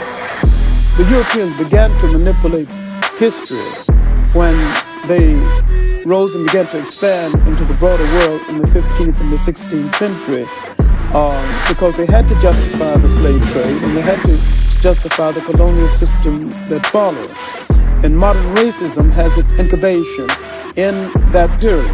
You cannot enslave a man and say he's a human being, but he has humanity. Black people have never written any definitions of race, any definitions of what a people. They have never said that these people with these kind of traits belong here. Because modern racism had its development in the pseudo-scientific development of intellectual Europe after the 15th century. And they began to say that certain kind of people belong to certain kind of race, and they created the concept of race and racism itself. You saying, in essence, that there's no such thing as a race. Oh, I maintain that race is the phoniest issue ever invented by the mind of man. European invented, developed the concept of race. There's really no such thing as a race because nature created no races. Race is a man-made thing. Could we say that being called black was a political term? It's a political term and a term which indicates our self-awareness at this juncture in history, and I think we really need it. We need to really bathe in blackness for a while, but I wish we'd get the bath over with and go on to something a little more important. We need to really bathe in blackness for a while, but I wish we'd get the bath over with and go on to something a little more important. Black in itself is not an ethnic term. Black tells you how you look, but it don't tell you who you are. We are essentially an African people. Wherever we live on this earth, we're essentially an African people. And we relate to the millions of African people throughout the world, including the uncounted millions of Africans in Asia. The word Afro-American or African-American would probably be more appropriate and more honest and more in keeping with what we actually are. Because all of us are not positively, physically, real jet black. And so the argument now sometimes is between the supernationalists and the mild nationalists and blacker than thou. When blackness is a state of mind, a state of attitude, a state of approach to things that can exist in almost any of us, including from the blonde black person to the jet black. And the jet black can be traitors, and they can be patriarchs. They can be a whole lot of it. See, we've been everything in history from saint to buffoon. We are complete people, and we need to start looking at ourselves as a complete people. And I think that once we convinced ourselves that we're black and beautiful, we'll stop saying it and just go ahead and be black and beautiful and release a whole lot of energy for more important things. Could we say that being called black was a political term? It's a political term and a term which indicates our self-awareness at this juncture in history, and I think we really need it. We need to really bathe in blackness for a while, but I wish we'd get the bath over with and go on to something a little more important.